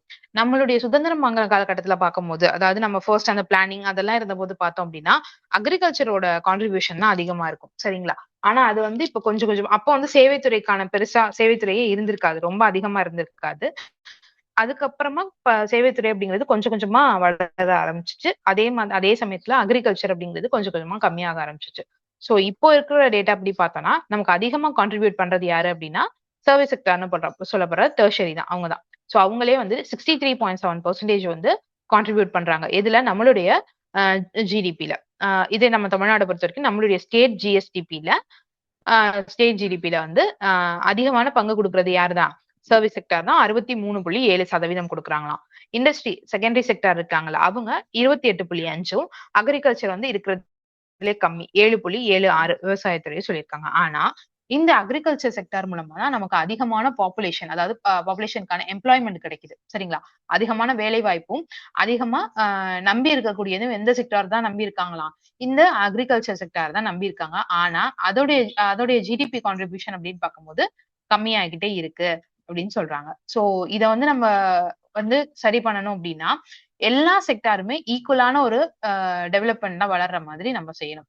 சோ ஆல்ரெடி நம்ம சொன்னதுதான் டெர்ஷரி செக்டார் அப்படிங்கிறது 63.7, இண்டஸ்ட்ரி 28.5, அக்ரிகல்ச்சர் 7.76. ஸோ இது மூலமா என்ன தெரியுது அப்படின்னா டெர்ஷரியும் செகண்டரியும் மட்டும்தான் அதிகமா வளர்ந்துட்டு இருக்கு, அக்ரிகல்ச்சர் அப்படிங்கிறது கொஞ்சம் கொஞ்சமா டவுன் ஆயிட்டு இருக்கு அப்படிங்கறது சொல்றாங்க. நெக்ஸ்ட் பெர் கேபிட்டா இன்கம், ஒருவருக்கான சராசரி வருமானம் அப்படிங்கறத பொறுத்த வரைக்கும் per capita income of GSDP நம்ம தமிழ்நாடோடது $2,200 இருக்கு அப்படின்னு சொல்லியிருக்காங்க. இது வந்து நேஷனல் ஆவரேஜை காட்டிலும் 1.75 டைம்ஸ் வந்து அதிகமானதா சொல்லியிருக்காங்க. அதாவது எந்த டேட்டா படினா 2018 டேட்டா படி. ஓகேவா? அடுத்து இதே வந்துட்டு ருபீஸ்ல சொல்லும் போது நம்மளுடைய தமிழ்நாடு அப்படிங்கிறது 2010 to 11ல 1,03,600 இருந்தது. 2017 to 18ல பார்க்கும்போது 1,88,492 ஒருத்தருடைய சராசரி வருமானம் அப்படிங்கிறது இன்க்ரீஸ் ஆயிருக்கதா சொல்லியிருக்காங்க. இப்போ இருக்க டேட்டாவும் வந்து இன்னுமே வந்து அட்வான்ஸ்டா தான் இருக்கு. நம்மளுடைய தமிழ்நாடு எக்கனாமிக் சர்வே பத்தி அந்த ஒரு தனியா ஒரு நம்ம கிளாஸ் பார்ப்போம். சோ அதுல பார்க்கும்போது நம்ம இந்த இப்போ இருக்கக்கூடிய டேட்டா என்ன, கரண்ட் டேட்டா என்ன அப்படிங்கறத நம்ம தெரிஞ்சுப்போம். சோ இந்த டேபிள்லயும் அதேதான். தமிழ்நாடோட பெர் கேபிட்டா இன்கம்ங்கிறது யுஎஸ் டாலர்ல எவ்வளவு இருக்கு? 2,200. இந்தியாவோடது 1,600. இதுதான் வந்து 1.75 டைம்ஸ் வந்து நம்ம அதிகமா இருக்கும் அப்படிங்கிற மாதிரி சொல்லியிருக்காங்க. சோ ஒவ்வொரு கண்ட்ரிக்கும் எவ்வளவு இருக்கு அப்படிங்கிறது சொல்லியிருக்காங்க. சோ நம்ம ஆல்ரெடி சொன்ன மாதிரி ஜிஎஸ்டிபி மாதிரியே தான் தமிழ்நாடு அப்படிங்கிறது மத்த ஃபாரின் கண்ட்ரிஸை காட்டிலும் அதிகமான பெர் கேபிட்டா இன்கம் இருக்கு அப்படிங்கிறது சொல்லியிருக்காங்க. இதுக்கும் மேஜரான ஒரு காரணம் என்ன? நம்ம வந்து பாப்புலேஷன்ல அதிகமா இருக்கும் அப்படிங்கிறது தான். ஓகேவா? இது வந்து இந்த சைட்ல இருக்குது இன் டர்ம்ஸ் ஆஃப் ருபீஸ்ல. ஓகேவா? தமிழ்நாடோடது வந்து ருபீஸ்ல எவ்வளவு இருக்கும்? 1,57,116. சரிங்களா? அடுத்து வந்துட்டு இது வந்து 2015 to 16 டேட்டா. ஓகேவா? இதுலயே நமக்கு 3 டேட்டா கிடைச்சிருச்சு. 10ஓடது 10 to 11 ஃபினான்ஷியல் இயர், 17 to 18 அடுத்து வந்து இது 15 to 16ல இந்த இது இருக்கு. ஸோ கேரளா, கர்நாடகா, தெலுங்கானா, ஆந்திர பிரதேஷ் இவங்க எல்லாமே வந்து நம்மளோட சாரி தெலுங்கானா மட்டும் இல்ல. மத்த எல்லாரும் கேரளா, கர்நாடகா, ஆந்திர பிரதேஷ் எல்லாம் என்னதான் இருக்காங்க? நம்மளை விட கம்மியா தான் இருக்காங்க. ஸோ இது மூலமா வந்து நம்ம 2வது பெரிய பெர் கேபிட்டாவா இன்கம். தெலுங்கானா தான் ஃபர்ஸ்ட்ல இருக்காங்க. ஸோ அந்த டேட்டா வந்து நீங்க கரெக்ட்டா பார்த்துக்கணும். ஏன்னா தெலுங்கானாங்கிறது 1,58,000 நம்ம வந்து 1,57,000. ஸோ இத வந்து நம்ம மாத்திரக்கூடாது. அதே மாதிரி Tamil Nadu has one of the highest per capita. மத்த இந்தியன் ஸ்டேட்ட காட்டிலும் நம்ம வந்து ஒரு ஹையா இருக்கும் அப்படிங்கிறத சொல்லியிருக்காங்க. ஸோ 2010 டேட்டா படி 1,03,000 இருக்கும். 2017 to 18 டேட்டா படி 1,88,000 மாறி இருக்கும். அப்படிங்கிற போது கிட்டத்தட்ட இந்த ஒரு 7 வருஷ காலகட்டத்திலே 81.9% வந்து நம்ம வந்து இன்க்ரீஸ் ஆயிருக்கும் அப்படிங்கிறதையும் சொல்லியிருக்காங்க. ஓகே, ஃபர்ஸ்ட் நம்ம இப்போ வந்து அக்ரிகல்ச்சர் செக்டர் பத்தி பார்ப்போம். அதுல வந்து மொத்தமா வந்து நமக்கான அக்ரோ கிளைமேட்டிக் ஜோன் அப்படின்னு பார்க்கும்போது, அதாவது வேளாண் காலநிலை மண்டலங்கள் அப்படிங்கிறது தமிழ்நாடுக்கு மொத்தம் 7 மண்டலங்கள் இருக்கு. அதுல ஒவ்வொருத்தரையும் வந்து வேரியஸ் சாயில் டைப் இருக்கும். ஸோ அதுக்கேற்ற மாதிரியான ப்ரொடக்ஷன் இருக்கும். நம்மளுடைய ஸ்டேட்டை பொறுத்த வரைக்கும் இந்த உதிரி பூக்கள்னு சொல்றோம் இல்லையா, அதுலயும் அதுல வந்து லார்ஜஸ்ட் ப்ரொடியூசரா இருக்கும். பழங்களை பொறுத்த வரைக்கும் 3வது பெரிய உற்பத்தியாளரா இருக்கும். சரிங்களா? லூஸ் ஃபிளவர்ஸ் உதிரி பூக்களை பொறுத்த வரைக்கும் ஃபர்ஸ்ட் ஆகும். இது பழங்களை பொறுத்த வரைக்கும் 3வதாகவும் இருக்கும் அப்படிங்கிறத தெரிஞ்சுக்கணும். இந்த டேட்டா எல்லாமே ஸ்கூல் புக் டேட்டா, எல்லாமே ஒவ்வொன்றும் முக்கியமானது. நான் ஆல்ரெடி சொன்ன மாதிரி ஃபர்ஸ்ட் எதுல இருக்கும், செகண்ட் எதுல இருக்கும், தேர்ட்ல எதுல இருக்கும் அப்படிங்கிறது தனியா வந்து அந்த டேட்டா வந்து நோட் பண்ணி வச்சுட்டு நீங்க ரிவைஸ் பண்ணும்போது அதை வச்சு ரிவைஸ் பண்ணிக்கோங்க. அப்பதான் வந்து கன்ஃபியூஷன் இருக்காது. சரி, ஓகே. நம்ம தமிழ்நாடு அப்படிங்கிறது ஒரு அக்ரிகல்ச்சர் ஸ்டேட் தான். நமக்கு எல்லாமே தெரியும். ஜிடிபில வந்து அவங்க கம்மியா கான்ட்ரிபியூட் பண்ணாலுமே நம்ம அதிகமா டிபெண்ட் பண்ணி தான் இருக்கோம். இது அக்ரிகல்ச்சர் தான் டிபெண்ட் பண்ணியிருக்கோம். சேம் அதே மாதிரி அதுலதான் நமக்கு அதிகமான வேலை வாய்ப்பும் இருக்கு அப்படிங்கறத தெரிஞ்சுக்கிறோம். சோ அப்படி பார்க்கும்போது நம்ம வந்து ஒரு விவசாய மாநிலமா தான் இருக்கும். இப்ப பார்க்கும்போது தமிழ்நாடு அப்படிங்கிறது second biggest producer of rice. அதாவது வெஸ்ட் பெங்காலுக்கு அடுத்ததா 2வது பெரிய உற்பத்தியாளரா அரிசியில இருக்கும். அந்த நெல் சொல்றோம் இல்லையா, அதுல வந்து அதிகமான 2வது அதிக உற்பத்தியாளரா இருக்கும். ஸோ ஃபர்ஸ்ட் எது அப்படின்னு கேட்டாங்கன்னா ரைஸ் ப்ரொடக்ஷன் அப்படின்னு எழுதிக்கோங்க. அதுக்கு கீழே ஃபர்ஸ்ட் வெஸ்ட் பெங்கால், செகண்ட் தமிழ்நாடு. அடுத்து Tamil Nadu is one of the major producer of turmeric. அதாவது மஞ்சள் உற்பத்தியில மிகப்பெரிய ஒரு பங்களிப்பா நம்ம இருக்கும். அடுத்து இதுல வந்து ரேங்க் பத்தி எதுவும் சொல்லல. அடுத்து it is also the leading producer of கம்பு, corn, groundnut, oil seeds and sugar cane. கம்பு, சோளம், நிலக்கடலை, எண்ணெய் வித்துக்கள்னு சொல்லுவாங்க அது, அப்புறம் கரும்பு, இது எல்லாத்துலயுமே நம்ம வந்து ஒரு முன்னணி தயாரிப்பாளரா இருக்கும், உற்பத்தியாளரா இருக்கும். ஸோ ஓகே, நெக்ஸ்ட் ஒவ்வொரு ப்ரொடக்ஷன்ல எவ்வளவு இருக்கும் அப்படிங்கிறது முக்கியமானது. ஃபர்ஸ்ட் எதுல இருக்கும், பிளான்டேஷன் கிராப்ஸ், தோட்டக்கலை பயிர்கள். அடுத்து வந்து பிளான்டேஷன் கிராப்ஸ் இந்த மலையில இருக்கக்கூடிய அந்த பயிர்கள். அடுத்து வந்து பனானா, வாழைப்பழம். 3வது அடுத்து வந்து கோகோனட், தேங்காய். இது எல்லாத்துலயும் ஃபர்ஸ்ட்ல இருக்கும். செகண்ட் எதுல இருக்கும் அப்படின்னா ரப்பர்லயும், முந்திரி, கேஷ்யூ நட்லயும். தேர்டு அப்படிங்கிறது பெப்பர்ல. 3வது மிளகு. ஓகேவா? அடுத்து 4வது சுகர் கேன், கரும்பு. ஓகேவா? இது எல்லாத்துலயும் நம்ம என்னென்ன ரேங்க்ல இருக்கோம் அப்படிங்கிறது நம்ம முக்கியமா தெரிஞ்சுக்கணும். இந்த கிராஸ் கிராப்டு ஏரியா, அதாவது இந்த எல்லா பயிர்களும் இடுறோம் இல்லையா, அதுக்கான அந்த மொத்த சாகுபடி பரப்பு அப்படிங்கிறது எவ்வளவுன்னா 2013-14 டேட்டா படி மொத்தமா 58.97 லேக் ஹெக்டேர்ஸ் அதுல வந்து நம்ம பயிரிடுறோம் அப்படின்னு சொல்லியிருக்காங்க. இதுல ஃபுட் கிராப்ஸ், உணவு பயிர்கள் அப்படிங்கிறது 72.9% பயிர்களும், நான் ஃபுட் கிராப்ஸ்ன்னு சொல்லப்படுற உணவு அல்லாத பயிர்கள், இதுவா இருக்கட்டும், பிளான்டேஷனா இருக்கட்டும், அப்புறம் வந்து இந்த ஹார்டிகல்ச்சர்னு சொல்லப்போ இந்த தோட்டக்கலை பயிர்கள், இதெல்லாம் வந்துட்டு ஃபுட் கிராப்ஸ்ல வராது. சரிங்களா? அது மாதிரியான பயிர்கள் வந்துட்டு 27.1% நம்ம பயிரிட்டு இருக்கோம் அப்படின்னு சொல்றாங்க.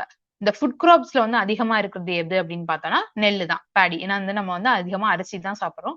சோ பேடி அப்படிங்கிறது தான் நம்ம வந்து அதிகமா பயிரிடுறோம். இதே நான் ஃபுட் கிராப்ல வந்து எதை அதிகமா பயிரிடுறோம் அப்படின்னா கிரவுண்ட், நிலக்கடலை, அதுதான் வந்து மேஜரானதா இருக்கு. ஸோ ஒவ்வொன்றுமே இம்பார்ட்டன்டான டேட்டா. ஃபர்ஸ்ட் வந்து எத்தனை கிளைமேட்டிக் ஜோன் இருக்கு, 7 இருக்கு, எதெல்லாம் நம்ம விளைவிக்கிறோம்னு கொடுத்திருக்காங்க. அடுத்து இந்த லூஸ் ஃபிளவர்ஸ்னு சொல்லப்படுற இந்த உதிரி பூக்கள்ல ஃபர்ஸ்டா இருக்கும். ஃப்ரூட்ஸ்ல, பழங்கள்ல 3வதா இருக்கும். ஓகேவா? உதிரி பூக்களை ஞாபகம் வச்சுக்கோங்க, ஃபர்ஸ்ட்ல இருக்கும். பழங்கள் பேல, 3 எழுத்து. சோ முதல்ல 3வதா இருக்கும். அடுத்து நெல்லு தான் நம்ம அதிகமா ப்ரொடியூஸ் பண்றோம். நெல் அப்படிங்கறது பொறுத்த வரைக்கும் 2 எழுத்து. சோ 2வதா இருக்கும். வெஸ்ட் பெங்காலுக்கு அடுத்து 2வதா இருக்கும் அப்படிங்கறது ஞாபகம் வச்சுக்கோங்க.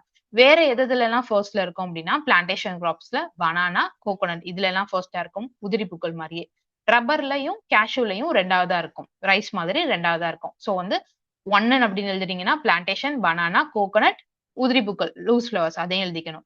2 அப்படின்னு எழுதுறீங்கன்னா ரப்பர், கேஷ்யூ, ரைஸ் அது 3 எழுதிக்கங்க. பெப்பர்ல 3ஆவதா இருக்கும். சேம் பழங்கள்ல பழம் இருக்கு இல்லையா, மிளகு 3 வார்த்தை, பழம் அதுவும் 3 வார்த்தை. ஸோ அதுல தேர்ட் ரேங்க்ல இருக்கும். சுகர் கேன் அப்படிங்கிறதுல 4ஆவது இடத்துல இருக்கும். ஓகேவா, அது 4 அப்படின்னு எழுதிட்டீங்கன்னா 4க்கு கீழே சுகர் கேன் மட்டும்தான் இருக்கு. ஸோ அது எழுதிக்கணும். அடுத்து இந்த ஃபுட் கிராப் மொத்தம் எவ்வளவு பயிரிடுறோம்னா 72.9. 7 ரன்னையும் கூட்டினா 9.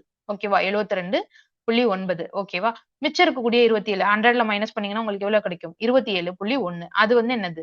நான் ஃபுட் கிராப்ஸ். எவ்வளவு லேக்ல இந்த ஏரியா வந்து அந்த அளவுக்கு முக்கியம் இல்ல. நெக்ஸ்ட் ஃபுட் கிராப்ல அதிகமா என்ன பயிரிடுறோம்? நமக்கு தெரியும் அரிசி தான் அதிகமா சாப்பிடுறோம். சோ நெல்லு தான். நான் ஃபுட் கிராப்ல கிரவுண்ட் நட், கடலை சரிங்களா, கடலை மற்றும் தேங்காய், சாரி கிரவுண்ட் நட்டும் இதுவும் கோகோனட்டும் ரெண்டுமே, கிரவுண்ட் நட், கோகோனட் 2 நட்டுன்னு வருது இல்லையா, நட்டுங்கிறது நான் ஃபுட் கிராப்ஸ்ல அதிகமா பயிரிடுறோம் அப்படிங்கிறது. நெக்ஸ்ட் ஃபுட் கிரெயின் ப்ரொடக்ஷன், உணவு தானிய உற்பத்தி. உணவு தானிய உற்பத்தியை பொறுத்த வரைக்கும் ஆல்ரெடி நம்ம சொன்ன மாதிரி ஃபுட் கிரெயின் ப்ரொடக்ஷன் தான் நமக்கு அதிகமா நம்ம கொடுத்துட்டு இருக்கோம். அதுல வந்து 2014-17 டேட்டா படி 79.49 லேக் டன்ஸ் வந்து ஃபுட் கிரெயினும், மிச்சம் வந்துட்டு 40.979 வந்துட்டு மில்லட்ஸ் சிறுதானியங்களும் பயிரிடுறதா சொல்லியிருக்காங்க. சோ வந்து அடுத்து வந்து இந்த பல்ஸ் ப்ரொடக்ஷன் அப்படிங்கிறது 2011-12 3.59 லேக்ஸா இருந்தது. அப்படி லேக் டன்னா இருந்தது. அப்படியே 2014-15 வந்து கிட்டத்தட்ட டபுள் ஆயிடுச்சு. 7.67 ஆயிடுச்சு. சோ இந்த டேட்டா ரொம்ப முக்கியம் கிடையாது. ஏன்னா இந்த ரொம்ப இந்த பாயிண்ட் இருக்கதெல்லாம் முக்கியம் இல்ல. ஜஸ்ட் பாத்துக்கங்க. கேட்டாங்கன்னா உங்களுக்கு வந்து இன்கேஸ் வந்து எப்படி சொல்றது, 2011-12 காட்டிலும் 14-15 வந்து டிக்ரீஸ் ஆயிருச்சு அப்படிங்கிற மாதிரி சொன்னாங்கன்னா, இல்ல நமக்கு வந்து நம்ம இன்க்ரீஸ் ஆன மாதிரி படிச்சோம், 2 டைம்ஸ் கிட்ட இன்க்ரீஸ் ஆன மாதிரி இருந்துச்சு அப்படிங்கிற ஒரு ஞாபகம் உங்களுக்கு வரணும். இன்கேஸ் ஸ்டேட்மெண்ட்ல கேட்டாங்கன்னா. அதனால இந்த நியூமரிக்கல் டேட்டா, இந்த நியூமரிக்கல்ஸ் வந்து ரொம்ப அதிகமா பார்க்க வேணாம். ஜஸ்ட் வந்து இன்க்ரீஸ் ஆயிருக்கு, 2 டைம்ஸ் வந்து இன்க்ரீஸ் ஆயிருக்கு அப்படிங்கிற மாதிரி ஞாபகம் வச்சுக்கோங்க. ஸோ இந்த டேட்டாஸ்ல வந்து இன்னுமே வந்து நிறைய வந்து மாற்றம் இருந்துகிட்டே தான் இருக்கு. ஸோ அப்டேட்டும் ஆயிட்டு தான் இருக்கு அப்படிங்கிற மாதிரி சொல்லியிருக்காங்க. ஸோ அதனால அந்த அளவுக்கு இதை வந்து நம்ம ஞாபகம் வச்சுக்க வேண்டாம். Next, productivity position of Tamil Nadu and India. The government of Tamil Nadu lays emphasis on agricultural production and productivity. அதாவது தமிழ்நாடு அரசு அப்படிங்கிறது விவசாய உற்பத்தியிலையும் அதோட உற்பத்தி திறன்லையும் முக்கியத்துவம் கொடுத்துட்டு இருக்கு. அதோட ரிசல்ட்டா தமிழ்நாடு அப்படிங்கிறது நிறைய உணவு பயிர்களையும் அந்த உணவு அல்லாத பயிர்களையும் வந்துட்டு அதோட ப்ரொடக்டிவிட்டியில ஃபர்ஸ்டா வந்துட்டு இருக்கு அப்படிங்கிற மாதிரி சொல்லியிருக்காங்க. ஸோ எதுல எல்லாம் ஃபர்ஸ்டா இருக்கு அப்படின்னு பார்த்தோம்னா, ப்ரொடக்டிவிட்டி அப்படிங்கிறது வந்து அதோட உற்பத்தி திறன். அங்க வந்து நம்ம ப்ரொடக்ஷன்ல வந்து பார்த்தோம் எவ்வளவு வந்து அதிகமா இருக்கு அப்படிங்கிற மாதிரி பார்த்தோம். இது வந்து உற்பத்தி திறன் ப்ரொடக்டிவிட்டி அப்படிங்கிறது பார்க்கும்போது உணவு பயிர்கள்ல வந்து ஃபர்ஸ்டா நம்ம ஆல்ரெடி பார்த்த மாதிரி ரைஸ் தான் அதிகமான முக்கியத்துவத்துல இருக்கு. அதுல வந்து நம்ம 2வது ரேங்க்ல இருக்கோம். அடுத்து ரைஸ்க்கு அடுத்து பேடி வந்து அதிகமா நமக்கு ப்ரொடக்ஷன் இருக்கு. ஸோ அதுல வந்து மெய்ஸ் அப்படின்னு சொல்ல வர்ற அந்த சோளம் சரிங்களா, அதுல நம்ம வந்து ஃபர்ஸ்ட் ரேங்கா இருக்கும். அடுத்து கம்பு, பியல் நட் கம்பு இருக்கு இல்லையா, அது வந்து ஃபர்ஸ்டா இருக்கும். அடுத்து ஜோவர்னு சொல்லப்படுற இந்த சொர்க்கம் அதுல வந்துட்டு தேர்டு. சுகர் கேன் கரும்புலையும் தேர்டா இருக்கும். அடுத்து நான் ஃபுட் கிராப்ஸ் பொறுத்த வரைக்கும் வேர்க்கடலை தான் ஃபர்ஸ்ட். ஸோ அதுலயுமே நம்ம ஃபர்ஸ்டா தான் இருக்கும். ஆயில் சீட்ல எண்ணெய் வித்துக்கள்லையும் ஃபர்ஸ்ட், காட்டன்லையும் ஃபர்ஸ்ட். அடுத்து 2வது கடைசியா 4வது என்ன இருக்குன்னா கோகோனட், தேங்காயில வந்து நம்ம 2வது பெரிய ரேங்க்ல இருக்கும். சன்ஃபிளவர்ல வந்து தேர்ட் ரேங்க்ல இருக்கும் சரிங்களா. அடுத்து இது அந்த ஃபுட் கிரேட் ப்ரொடக்ஷன் வந்து 2014-17 டேட்டா படி எவ்வளவு வந்து நம்ம ப்ரொடியூஸ் பண்ணிருக்கோம் அப்படிங்கிற ஒரு டேட்டா கொடுத்துருக்காங்க. ஸோ நம்ம ஆல்ரெடி பார்த்த மாதிரி 79.49 நெல்லும், 40.79 மில்லட் சிறுதானியங்கள், 7.69 வந்து பல்சஸ், அதுக்கடுத்து கோதுமை வந்து 3.08, சோளம் வந்து 1.42, மத்த இதர பயிர்கள் வந்து 1.57. ஸோ இந்த டேட்டா ரொம்ப முக்கியம் கிடையாது, ஜஸ்ட் தெரிஞ்சுக்கோங்க. ஸோ டாமினேட் பண்றது எது? ரைஸ் தான், நெல். அதுக்கடுத்து மில்லட் அப்படிங்கிறது 2வது பொசிஷன்ல இருக்கு. பல்சஸ் அப்படிங்கறத பொறுத்த வரைக்கும் அதோடைய growth அப்படிங்கிறது இப்போ வந்து அதிகமாயிட்டு இருக்கு. ஏன்னா எல்லாருக்குமே அந்த ஒரு அவேர்னஸ் வந்திருக்கு. அந்த சிறுதானியங்கள் பத்தின ஒரு அந்த இது வந்து வந்திருக்கு. ஸோ அந்த பல்சஸோட இது அப்படின்னு பார்க்கும் அந்த பருப்பு வகைகளை பொறுத்த வரைக்கும் அதோட பெர்சன்டேஜ் அப்படிங்கிறது கூட தான் இருக்கு. அடுத்து வந்து இதுக்கான அப்டேட் வந்து எல்லாமே ஒவ்வொரு டைமும் அது வந்து அப்டேட் ஆயிட்டே தான் இருக்கு அப்படிங்கிறது சொல்லியிருக்காங்க. ஸோ இந்த மொத்தத்தையும் பத்தி ஒரு ஜஸ்ட் ஒரு சம்மரி அப்படின்னு பார்த்தோம்னா, ரைஸ் ப்ரொடக்ஷன் அப்படிங்கிறது நம்ம தான் அதிகமா ரைஸ் ப்ரொடக்ஷன் தான் நமக்கு அதிகமான ஒரு ப்ரொடக்ஷன் கொடுத்துட்டு இருக்கோம் நம்ம. ஓகேவா. அடுத்து பல்சஸ் வந்து நல்ல ஒரு இன்க்ரீஸ் ஆயிட்டே இருக்கு. இது வந்து அப்டேட் ஆகுது. ஓகே. நெக்ஸ்ட் தமிழ்நாடோட பொசிஷன் என்னென்ன ப்ரொடக்டிவிட்டில அப்படின்னு ஃபர்ஸ்ட் எதுல இருக்கு அப்படின்னா மெய்ஸ், கம்பு, கிரவுண்ட் அதாவது நிலக்கடலை, அடுத்து ஆயில் சீடு, காட்டன் இது எல்லாத்துலயும் ஃபர்ஸ்ட்ல இருக்கும். செகண்ட்ல எதுல இருக்கும்? ரைஸ்லயும் கோகோனட்லயும். தேர்ட்ல எதுல இருக்கும்? சுகர் கேன், சன்ஃபிளவர், ஜோவர் இது எல்லாத்துலயும் தேர்ட்ல இருக்கும். ஸோ இந்த டேட்டா வந்து இந்த சம்மரி அப்படிங்கிறது ரொம்பவே முக்கியமானது. நெக்ஸ்ட் ப்ரொடக்டிவிட்டி பொசிஷன் ஆல்ரெடி நம்ம பார்த்ததுதான் எதுல ஃபர்ஸ்ட் இருக்கும் எதுல செகண்ட் இருக்கும். ஒன்னுங்கிறது ஃபர்ஸ்ட். ஸோ அந்த மாதிரி பார்த்தோம் அப்படின்னா ஃபர்ஸ்ட் மெய்ஸ், கம்பு, கிரவுண்ட்நட், ஆயில் சீடு, காட்டன் இது எல்லாத்துலயும் ஃபர்ஸ்ட். கோகோனட்லயும் ரைஸ்லயும் செகண்ட். சுகர் கேன், சன்ஃபிளவர், ஜோவர்ல தேர்டு. கோர்ஸ் சீரியல்ஸ் சொல்லப்படுறதுல ஃபோர்த்து. மத்த பல்சஸ் இருக்கு இல்லையா பருப்பு வகைகள் அதுல வந்து எயித்தா இருக்கும். ஓகே, தமிழ்நாடோட டெக்ஸ்டைல் நம்ம தமிழ்நாடோட ஜவுளி தொழில் அப்படிங்கிறது எப்படி இருக்கு? நம்மளுடைய தமிழ்நாடு அப்படின்னா largest textile hub of India. அதாவது இந்தியாவோட மிகப்பெரிய ஜவுளி மையமா யார் தான் இருக்காங்களா? நம்மளுடைய தமிழ்நாடு தான் இருக்காங்க. ஸோ லார்ஜஸ்ட் டெக்ஸ்டைல் ஹப் அப்படின்னு பார்த்துட்டோம். நம்ம தமிழ்நாடு தான் என்னன்னு சொல்றாங்க, யான் பவுல் ஆஃப் த கண்ட்ரின்னு சொல்றாங்க. ஏன்னா கிட்டத்தட்ட இந்தியாவோட அந்த காட்டன் யான் ப்ரொடக்ஷன்ல 41% எதுதான் பிளே பண்ணுதா? நம்மளுடைய தமிழ்நாடு தான் பிளே பண்ணுது அப்படின்னு சொல்லியிருக்காங்க. நெக்ஸ்ட் நம்ம தமிழ்நாடு டெக்ஸ்டைல் இண்டஸ்ட்ரியை பொறுத்த வரைக்கும் தமிழ்நாடு டெக்ஸ்டைல் இண்டஸ்ட்ரியை பொறுத்த வரைக்கும் நம்மளுடைய எம்ப்ளாய்மெண்ட் அதுல அப்படின்னு பார்த்தோம்னா கிட்டத்தட்ட 35 மில்லியன் பீப்புளுக்கு அதுல இருந்தே எம்ப்ளாய்மெண்ட் கிடைக்குது அப்படின்னும், ஜிடிபியில 4% வந்து டெக்ஸ்டைல் இண்டஸ்ட்ரி மூலமா வந்து கிடைக்குது அப்படின்னு சொல்லியிருக்காங்க. அடுத்து மொத்த எக்ஸ்போர்ட் ஏர்னிங் இருக்கு இல்லையா அதுல 35% டெக்ஸ்டைல் மூலமாவே கிடைக்குது அப்படின்ட்டு சொல்லியிருக்காங்க. நெக்ஸ்ட் இந்த மேனுஃபேக்சரிங் செக்டார் உற்பத்தி துறையிலேயே 14% வந்து ரோல் பிளே பண்றது இதுதான் இந்த டெக்ஸ்டைல் ஜவுளி துறை அப்படிங்கிறது தான். ஸோ கிட்டத்தட்ட ஹாஃப் ஆஃப் த இந்தியனோட ஸ்பின்னிங் மில் இருக்கு இல்லையா அந்த அந்த ஸ்பின்னிங் மில்ஸ்ல வந்து எங்கதான் இருக்கு அப்படின்னு சொல்லியிருக்காங்க, நம்மளுடைய தமிழ்நாடுல தான் இருக்கு அப்படின்னு சொல்லியிருக்காங்க. இந்த டெக்ஸ்டைல் ப்ரொடக்டிவிட்டி செயின் அப்படிங்கிறது என்ன சொல்லியிருக்காங்கன்னா காட்டன்ல இருந்து ஸ்பின்னிங் மூலமா அந்த நூல் கிடைக்கும். ஸோ அதுக்கு அடுத்து அதை வந்து நூல் வந்து போக்குறது, அதுக்கப்புறமா வந்து டை பண்றது, அந்த சாயம் போடுறது, அப்புறம் கவர்மெண்ட்டுக்கு போகும், அதுக்கப்புறமா எக்ஸ்போர்ட். ஸோ இந்த எக்ஸ்போர்ட்ல தான் நம்ம வந்து 35% வந்து கான்ட்ரிபியூட் பண்றோம் அப்படின்னு சொல்லியிருக்காங்க. திருப்பூர் அப்படிங்கிறதா நிட்டிங் சிட்டி, பின்னலாடை நகரம் அப்படின்னு சொல்லுவாங்க. ஏன்னா நம்மளுடைய அந்த எக்ஸ்போர்ட்ல வந்து கிட்டத்தட்ட $3 பில்லியன் வரைக்கும் அவங்க வந்து கான்ட்ரிபியூட் பண்ணிட்டு இருக்காங்க. நெக்ஸ்ட் கரூரை வந்து அந்த டெக்ஸ்டைல் மேனுஃபேக்சரிங்க்கு ஒரு மேஜரான ஒரு ரோலா சொல்றாங்க. அடுத்து வந்து ஈரோடு அப்படிங்கிறது ஒரு பெரிய ஒரு கிளாத் மார்க்கெட்டா இருக்கு. தமிழ்நாடோட கான்ட்ரிபியூஷன் அப்படிங்கிறது வந்து அந்த காட்டன் யான் அந்த நூல் ப்ரொடக்ஷனுக்கு வந்துட்டு 41%, மொத்த அந்த மேனுஃபேக்சரிங் செக்டார்ல 14, ஜிடிபியில 4%. அங்க நம்ம ஆல்ரெடி பார்த்ததான் ஒரு சம்மரி மாதிரி இருக்கு.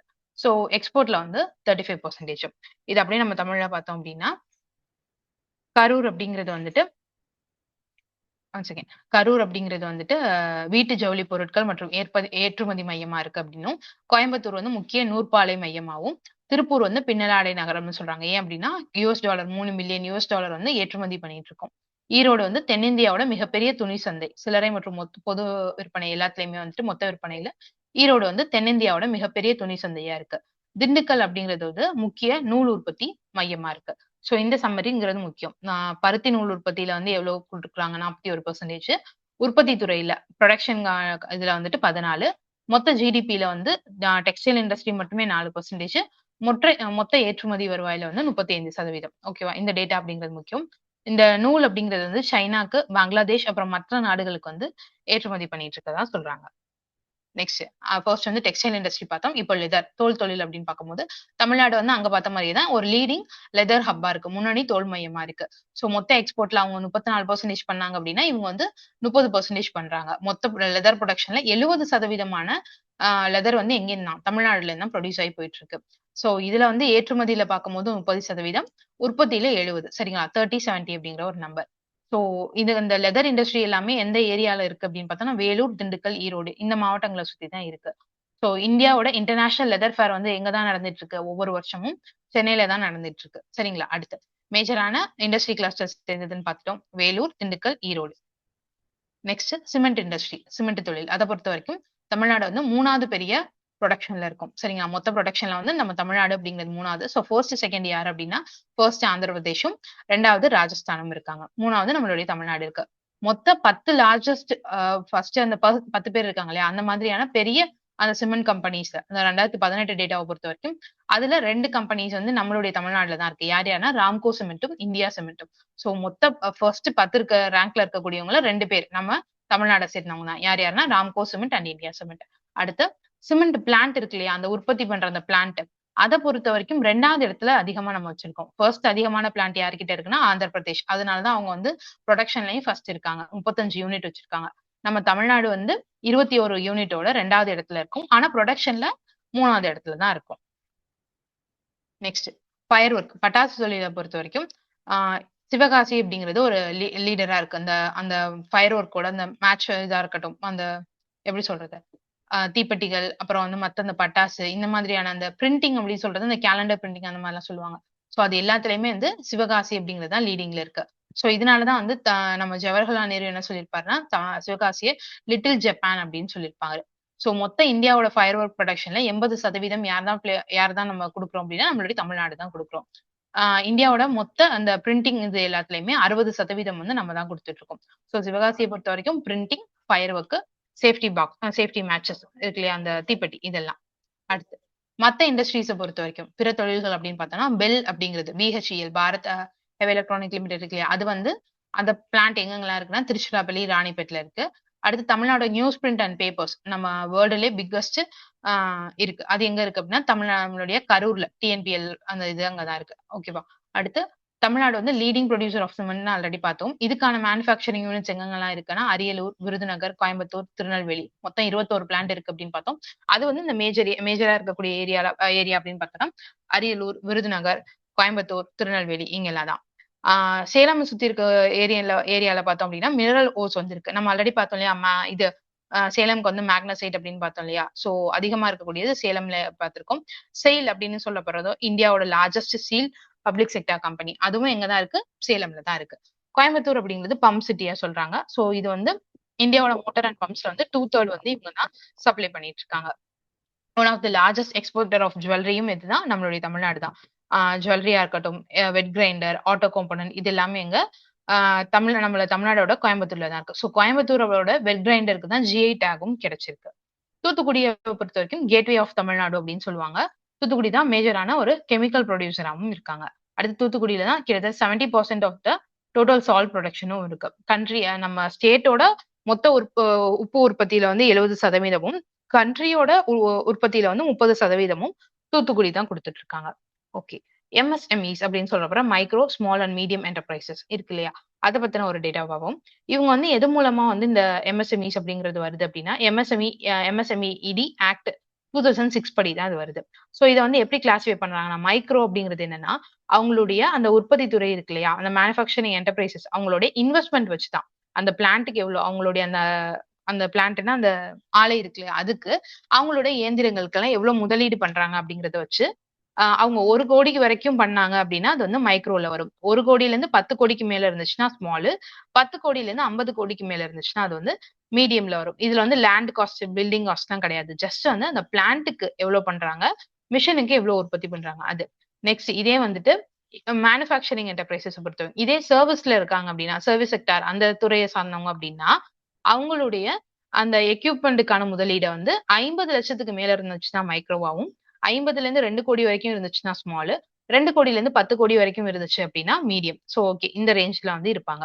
நம்மளுடைய தமிழ்நாட பொறுத்தவரைக்கும் எம்எஸ்எம்இல 15.07% வந்து நம்ம தமிழ்நாடு தான் கான்ட்ரிபியூட் பண்ணிட்டு இருக்கோம். இதுதான் வந்து ஹையஸ்ட். மத்த ஸ்டேட்ஸ காட்டிலும் ஹையஸ்ட் ஆனது இதுதான். சோ மொத்த ரெஜிஸ்டர் பண்ணப்பட்ட எம்எஸ்எம்இஸ் வந்து நம்ம தமிழ்நாட்டுல வந்து 6.89 லட்சம் இருக்காங்க. சரிங்களா? அடுத்து எவ்வளவு வெரைட்டி ஆஃப் ப்ராடக்ட்ஸ் வந்து குடுத்துட்டு இருக்கோம் அப்படின்னா, கிட்டத்தட்ட 8,000க்கும் மேற்பட்ட ப்ராடக்ட்ஸ் வந்து இவங்க ப்ரொடியூஸ் பண்ணிட்டு இருக்காங்க. சோ இவங்களோட மொத்த இன்வெஸ்ட்மென்ட் வந்து கிட்டத்தட்ட 32,000 கோடிக்கு மேல இருக்கு அப்படிங்கிற மாரி சொல்லியிருக்காங்க. சோ எம்எஸ்எம்இ அப்படிங்கிறது வந்து நெறைய வெரைட்டிஸ் ஆஃப் ப்ராடக்ட்ஸ் வந்து ப்ரொடியூஸ் பண்ணிட்டு இருக்காங்க. நெறைய எல்லா செக்டார்ஸையும் கலந்த மாரி. அதாவது இப்போ வந்து இண்டஸ்ட்ரி செக்டாருக்கு மட்டும் தேவையான ப்ராடக்ட்ஸ் இல்ல. போத் அக்ரிகல்ச்சர், இண்டஸ்ட்ரி, சர்விஸ் இது எல்லாத்துக்கும் தேவையானது. சோ இதுல முக்கியமான துறைகள் அப்படின்னு பார்க்கும்போது engineering, electrical, chemical, plastic, steel, paper, match, தீப்பெட்டி, ஜவுளித்துறை, அப்புறம் வந்துட்டு நெய்தல் மற்றும் ஆடை. இதெல்லாம் கலந்த மாதிரியான ஒரு செக்டாரா தான் இந்த எம்எஸ்எம்இஸ் அப்படிங்கிறது இருக்கு. சோ இதுல மொத்தம் எவ்வளவு பேர் இருக்காங்க அப்படின்னு பார்த்தோம். எத்தனை ரெஜிஸ்டர்டு கம்பெனிஸ் இருக்கு அப்படிங்கிறதை பார்த்தோம். இதுல வந்து எவ்வளவு பேர் வேலை பார்க்கறாங்க அப்படின்னு பார்த்தோம் அப்படின்னா, கிட்டத்தட்ட 15.61 லட்சம் தொழில் முனைவோர்கள் வந்து இந்த எம்எஸ்எம்இ மூலமா இருக்காங்க. இது மூலமா வந்து 99.7 லட்சம் இளைஞர்களுக்கு சாரி இல்ல 7 லட்சம் பேருக்கு வந்து என்னது வேலை வாய்ப்பு அப்படிங்கிற ஒண்ண உருவாக்கி கொடுத்திருக்கு. சோ இதோட மொத்த இன்வெஸ்ட்மெண்ட் அப்படின்னு பார்த்தோம்னா கிட்டத்தட்ட 1.68 லாக்ஸ் குரோர் கிட்ட இருக்கு. லட்சம் கோடிகள் கிட்ட இதோட மொத்த அந்த முதலீடு அப்படிங்கிறது இருக்குன்னு சொல்லியிருக்காங்க. நெக்ஸ்ட் நம்ம தமிழ்நாடோட எனர்ஜி நம்மள தமிழ்நாடுக்கான ஆற்றல் எங்கெங்கெல்லாம் கிடைக்குது அப்படின்னு பார்த்தோம்னா, ஃபர்ஸ்ட் வந்து நம்ம தமிழ்நாடு நம்ம சதர்ன் ஸ்டேட்ஸ் இருக்கு இல்லையா, தென் மாநிலங்களை பொறுத்த வரைக்கும் மின்சார உற்பத்தியில நம்ம ஃபர்ஸ்டா இருக்கும். அதனால அதை கவனிச்சுக்கோங்க. தென் மாநிலங்களை பொறுத்த வரைக்கும் மொத்த இந்தியால கிடையாது, தென் மாநிலங்களை பொறுத்த வரைக்கும் நம்ம வந்து முதல் இடத்துல இருக்கும். சோ நமக்கு கீழே இருக்கிறது யார் யாருன்னா கர்நாடகா, ஆந்திர பிரதேஷ், தெலுங்கானா, கேரளா. ஓகேவா, இந்த இதுலதான் இருக்கும். நம்மளுடைய முப்பந்தல் வின் ஃபார்ம் இருக்கு இல்லையா, அதுல இருந்து கிட்டத்தட்ட அந்த ரெனியூவபிள் எனர்ஜி சோர்ஸ் அப்படிங்கிறது நமக்கு அதிகமா அங்க வந்து கிடைக்குது. இது மூலமா வந்து அங்க கிராமத்துல இருக்கக்கூடிய மக்களுக்கும் தேவையான மின்சாரம் அப்படிங்கறத அந்த ஏரியால இருக்கக்கூடிய கிராமத்துல இருக்கவங்களுக்கு கிடைக்குது அப்படிங்கறத சொல்லியிருக்காங்க. நெக்ஸ்ட் வந்து இந்த ஏரியால இந்த சொல்லப்பட்டிருக்க ஏரியா இருக்கு இல்லையா, இந்த சதர்ன் ஸ்டேட்ஸ் சொன்னோம் இல்லையா 5, தமிழ்நாடு, கர்நாடகா, ஆந்திர பிரதேஷ், தெலுங்கானா, கேரளா, இவங்க எல்லாருமே சேர்ந்து கிட்டத்தட்ட ஹாஃப் ஆஃப் த இந்தியாவோட, அதாவது 2000 மெகாவாட் விண்ட் எனர்ஜி வந்து கொடுத்துட்டு இருக்காங்க அப்படிங்கறத சொல்லியிருக்காங்க. அடுத்து விம் ஃபார்ம் வந்து எங்கெல்லாம் பில்ட் பண்ணிருக்கோம் அப்படின்னா நாகர்கோவில், தூத்துக்குடி, இந்த ஏரியால எல்லாம் விண்ட் ஃபார்ம்ஸ் இருக்கு. இதை தாண்டி வேற எங்கெங்கெல்லாம் இருக்குன்னா கோயம்புத்தூர், பொள்ளாச்சி, தர்மபுரம், அப்புறம் வந்து உடுமலைப்பேட்டை, இந்த இங்க எல்லாம் வந்துட்டு தாராபுரம், சாரி தாராபுரம், உடுமலைப்பேட்டை, இந்த ஏரியாஸ்ல எல்லாம் ஆல்ரெடி வந்து விண்ட் ஃபார்ம்ஸ் அப்படிங்கிறது இருக்கு. சோ எவ்வளவுக்கு எவ்வளவு வந்து நம்ம பவர் ஜென்ரேட் பண்றோமோ அந்த அளவுக்கு வந்து ஒரு நல்ல கெப்பாசிட்டி கிடைக்கும். சோ அது மூலமா நம்மளுடைய ரெனியூவபிள் எனர்ஜி growth, புதுப்பிக்கக்கூடிய ஆற்றல் இருக்கக்கூடிய அந்த வளர்ச்சி அப்படிங்கிறது இருக்கும் அப்படின்னு சொல்லியிருக்காங்க. Next nuclear energy. ஓகேவா, அணு ஆற்றல். கல்பாக்கமும் கூடங்குளம் தான் நம்மள்ட்ட இருக்கு அந்த மேஜரான நியூக்ளியர் பவர் பிளான்ட். சரிங்களா. அடுத்து நியூக்ளியர் எனர்ஜியை பொறுத்த வரைக்கும் கூடங்குளத்துல இருந்து கிட்டத்தட்ட 1834 மெகாவாட்டும், கல்பாக்கத்துல இருந்து 470 மெகாவாட்டும் நமக்கு கிடைக்குது. அடுத்து தெர்மல் பவர், வெப்ப மின்சாரம். அதை பொறுத்த வரைக்கும் நம்ம வந்து நம்ம ஒரு நல்ல ஒரு ஹை ரேஞ்ச்ல இருக்கோம். எங்கெங்கெல்லாம் அதுக்கான அந்த பிளான்ட் இருக்கு அப்படின்னா நார்த் சென்னை, வட சென்னையில இருக்கக்கூடிய அத்திப்பட்டு அப்படிங்கிற இடம், எண்ணூர், மேட்டூர், நெய்வேலி, தூத்துக்குடி, இதெல்லாம் தான் மேஜரான பிளான்ஸ் இருக்கக்கூடியது. இங்கெல்லாம் என்னென்ன சோர்சஸ் வந்து எவ்வளவு மில்லியன் யூனிட்ஸ்ல எவ்வளவு சதவீதம் வந்து நம்ம உற்பத்தி பண்றோம் அப்படின்னா தெர்மல் சோர்ஸ் வெப்ப இதை வரைக்கும் பொறுத்த வரைக்கும் 13,304 மில்லியன் யூனிட்ஸ். ஓகேவா, அது வந்து நம்ம ப்ரொடியூஸ் பண்ணிட்டு இருக்கோம். சோ இது கிட்டத்தட்ட 49.52%. சோ அடுத்து வந்து ஹைடல், நம்மளுடைய நீர்மின் இருக்கு இல்லையா, அது வந்து 2203, இது வந்து 8%. நியூக்ளியர் அணுமின் அப்படிங்கிறது 986, 3%. இது மத்த அந்த விண்டா இருக்கட்டும், சோலார், மத்த இந்த ரிசோர்சஸ் இதெல்லாமே வந்துட்டு 10,000 கிட்ட இருக்கு. சோ அது வந்து 38. சோ மொத்தமா நம்ம வந்து கிட்டத்தட்ட 26,865 மில்லியன் யூனிட்ஸ் வந்து ப்ரொடியூஸ் பண்ணிட்டு இருக்கோம். சோ இதெல்லாம் இந்த 100% இதெல்லாம் தனித்தனியா பிரிஞ்சிருக்கு. ஓகேங்களா. அடுத்து நம்மளுடைய ஹைடல் எனர்ஜி, நீர்மின் ஆற்றல் அப்படிங்கிறது நம்மளுடைய தமிழ்நாடுல வந்து 20 ஹைட்ரோ எலக்ட்ரிக் யூனிட்ஸ் இருக்கு. அதாவது 20க்கும் மேற்பட்ட நீர்மின் நிலையங்கள் இருக்கு. அதுல முக்கியமானது அப்படின்னு பார்த்தோம் அப்படின்னா ஹண்டா அப்படிங்கிறது, அடுத்து வந்து மேட்டூர், பெரியார், மரவக்கண்டி, அடுத்து பர்சன் வேலி பள்ளத்தாக்கு, இதெல்லாம் தான் மேஜரான அந்த ஹைடல் எனர்ஜி இருக்கக்கூடியது. இதே சோலார் எனர்ஜியை பொறுத்த வரைக்கும் நம்ம தமிழ்நாடு தான் டாப்ல இருக்கும். இதுலன்னா சோலார் பவர் ஜென்ரேஷன்ல மத்த ஸ்டேட்ஸ் இந்தியாவிலேயே வந்து கம்பேர் பண்ணும்போது நம்ம தமிழ்நாடு தான் ஃபர்ஸ்ட்ல இருக்கும். அதுல சதன் தமிழ்நாடு அப்படின்றதுதான் ரொம்ப முக்கியமான ரோல்ல இருக்கு. சோ இதுக்கான இந்த ரேங்கிங் அப்படின்னு பார்த்தோம் அப்படின்னா Tamil Nadu first, Rajasthan second, Gujarat third, Karnataka fourth, Maharashtra அப்படிங்கிறது ஃபிஃப்த். ஓகேவா. கடைசியா விண்ட் எனர்ஜி, காற்றாலை ஆற்றல், இதுவுமே நம்ம வந்து ஹையஸ்ட்ல தான் இருக்கும். சோலார் எனர்ஜி மாதிரியே நம்ம வந்து ஹையஸ்ட்ல தான் இருக்கும்.